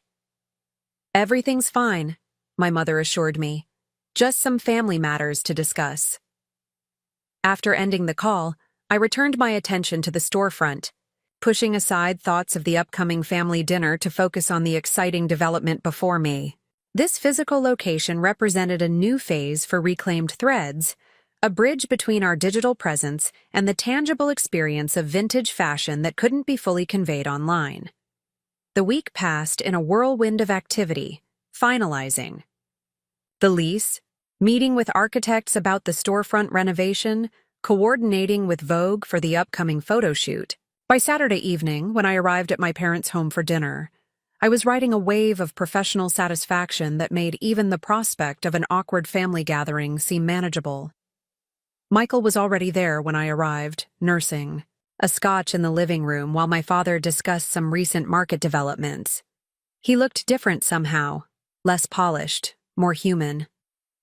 The perpetual confidence that had once seemed his defining characteristic had been tempered by what I could only interpret as humility. "Olivia," he greeted me with a nod. "Heard about the Gold Coast location. Prime real estate." "Thanks," I replied, accepting the glass of wine my mother offered. "We're excited about the potential for a physical showcase."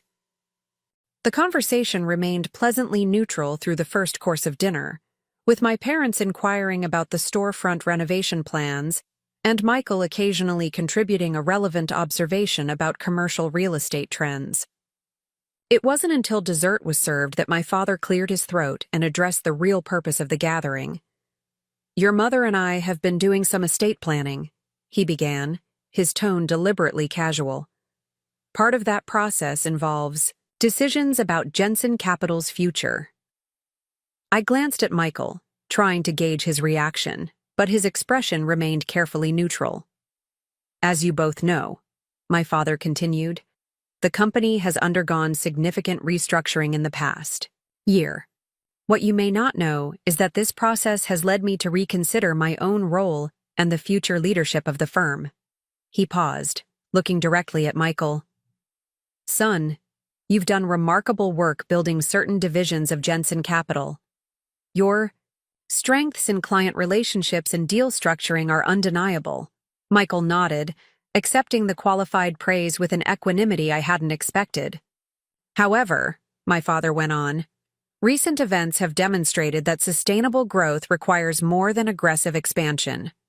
It requires measured analysis, strategic patience, and a willingness to develop true expertise rather than simply deploying capital." He turned to me, and I felt a sudden tension in anticipation of what might come next. "Olivia, what you've built with Reclaimed Threads exemplifies these qualities.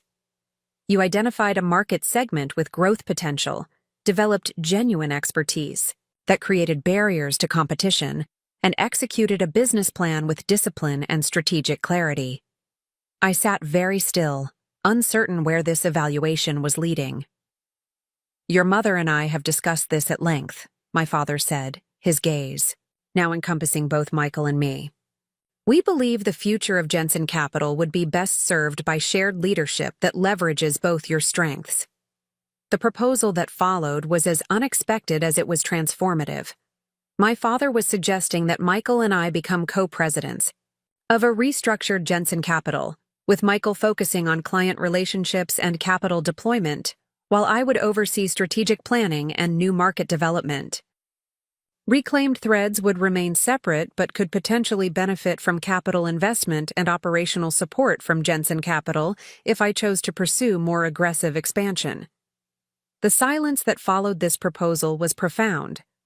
I looked at Michael, expecting to see the familiar competitive resistance, the refusal to share leadership that had characterized our relationship since childhood. Instead, I saw something entirely new, thoughtful consideration, perhaps even relief. "I'd need to understand how this would work in practice," Michael said finally. the operational details, the decision-making protocols. Of course, our father nodded. This would be a carefully structured transition, not an overnight change. And reclaimed threads remain mine, I stated, not as a question, but as a condition. Any relationship between the companies would be at my discretion. Absolutely, my father confirmed. Your business stands on its own merits. This proposal is about Jensen Capital's future, not about absorbing what you've built. The conversation continued late into the evening, exploring potential structures and safeguards that would make such an arrangement workable. What struck me most powerfully throughout the discussion was not the proposal itself, though that was certainly significant, but the way Michael engaged with it. Gone was the dismissive brother who had laughed at my business concept. Gone was the competitive sibling determined to overshadow my achievements. In his place was a thoughtful businessman acknowledging both his strengths and limitations, considering a partnership that would have been unthinkable just 18 months earlier. When I finally left my parents' house that night, Michael walked me to my car. The cool evening air seemed to create a space for candor that the formal setting of the dinner table had not. I owe you an apology, he said simply, surprising me with his directness. For dismissing your business concept, for launching a competing venture without understanding the market, for a lot of things, actually. I studied him in the dim light of the driveway, searching for the hidden agenda or strategic positioning I had come to expect. Finding none, I responded with equal honesty. Thank you for saying that. It means a lot, especially now. He nodded, hands in his pockets, looking more vulnerable than I had ever seen him. The vintage fashion venture was a mistake, not because the market wasn't viable, but because I entered it for the wrong reasons. Which were? I prompted, though I already knew the answer. To prove I could do it better than you, he admitted. To maintain the dynamic that's always existed between us. It was childish. The simple acknowledgement of the pattern that had defined our relationship since childhood was more powerful than any apology could have been. Michael wasn't just recognizing a business misjudgment. He was acknowledging the deeper truth of our sibling rivalry and his role in perpetuating it. We should consider Dad's proposal, he continued. Not immediately, but seriously. Your strategic approach complements my client relationships. It could work, professionally speaking. And personally speaking? I asked the question that really mattered hanging between us. That's the harder part, isn't it? He said with a rueful smile. But maybe that's the point.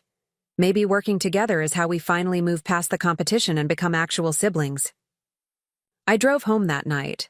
I reflected on the extraordinary transformation that had occurred since that fateful dinner, when Michael had laughed at my business concept. What had begun as a personal journey to prove my brother wrong had evolved into something far more meaningful, a successful business built on genuine passion and expertise, a redefined family dynamic based on mutual respect rather than competitive positioning, and most importantly, a new understanding of my own capabilities and worth. The girl who had sought validation through comparison, who had measured her achievements against her brother's expectations, who had defined success in terms of external recognition, she had been replaced by a woman who recognized her own value, who made decisions based on her own judgment, who built a business that reflected her authentic interests and strengths. This transformation wasn't merely professional, it was deeply personal. The skills that had made Reclaimed Threads successful, the careful authentication of value, the recognition of quality beneath surface appearance, the appreciation of historical context and provenance, had become tools for understanding my own worth, independent of family dynamics or competitive frameworks. As I pulled into my driveway, I noticed an email notification on my phone from Michael, sent just minutes after our conversation. The subject line read simply, "Thoughts on next steps." I smiled, recognizing the significance of this ordinary business communication. This wasn't Michael attempting to control the narrative or position himself advantageously. It was a colleague sharing ideas, a sibling reaching across a long-established divide. The new equilibrium taking shape between us wasn't about winners and losers, leaders and followers, or any of the other competitive frameworks that had defined our relationship for decades.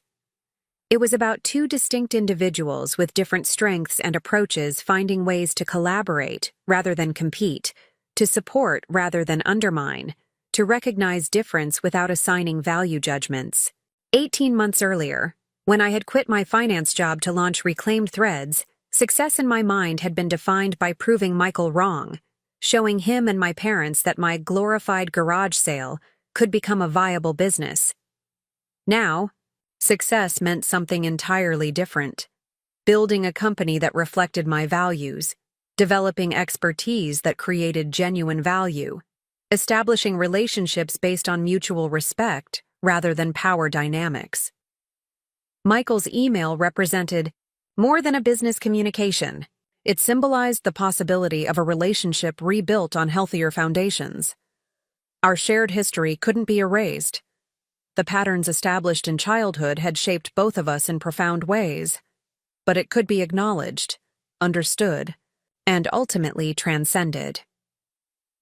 As I entered my home that night, I passed the framed Chicago Magazine cover story about Reclaimed Threads that hung in my entryway. The headline read, "From Finance to Fashion: How Olivia Jensen Built a Vintage Empire."